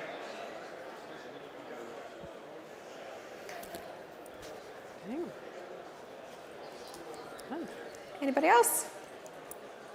Oh. Earlier you spoke about programmatic knowledge sharing. Can you give us a couple of practical examples of that? Because everybody talks about it, but how do you actually succeed? I think I have to give a huge shout out to our enablement here. So we have different types of enablement, whether that's technical knowledge shares, and they're set up on a regular cadence. They go into our agendas so that we understand what's happening with the products themselves in the technical field and what's happening in the field, whether that's HashiCorp based or outside. And then there's a lot of sales enablement going on.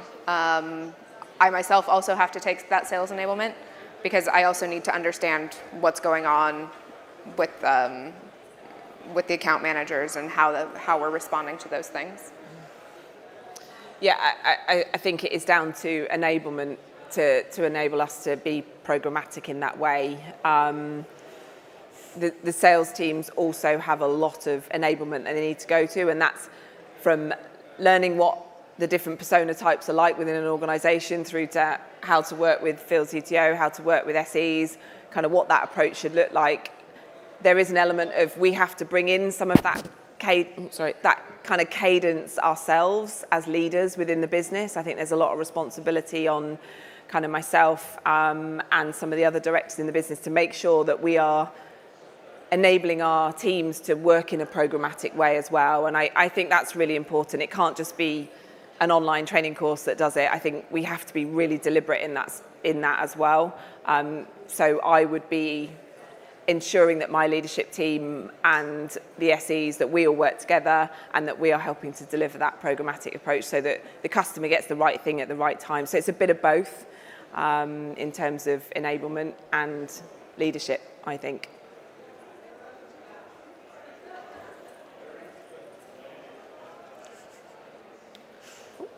Hi.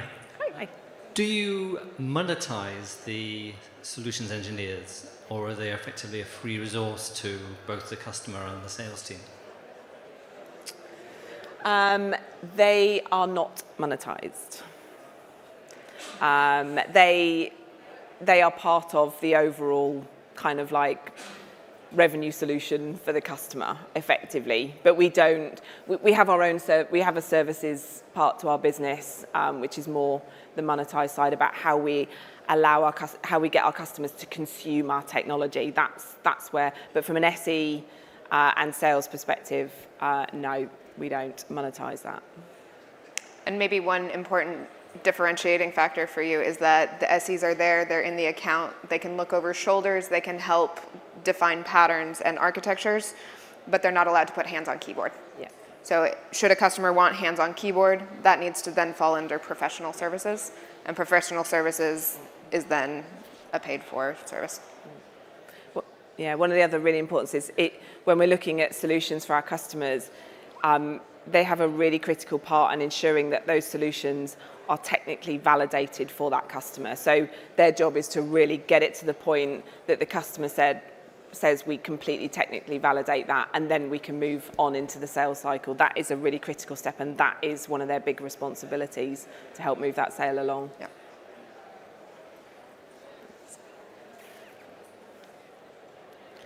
A few minutes. No. Great. We're done? I think so. We have 2 more minutes apparently, but otherwise, thank you so much for joining us. Yep. Thank you very much for listening. See you next year. Yeah. Thanks, everyone.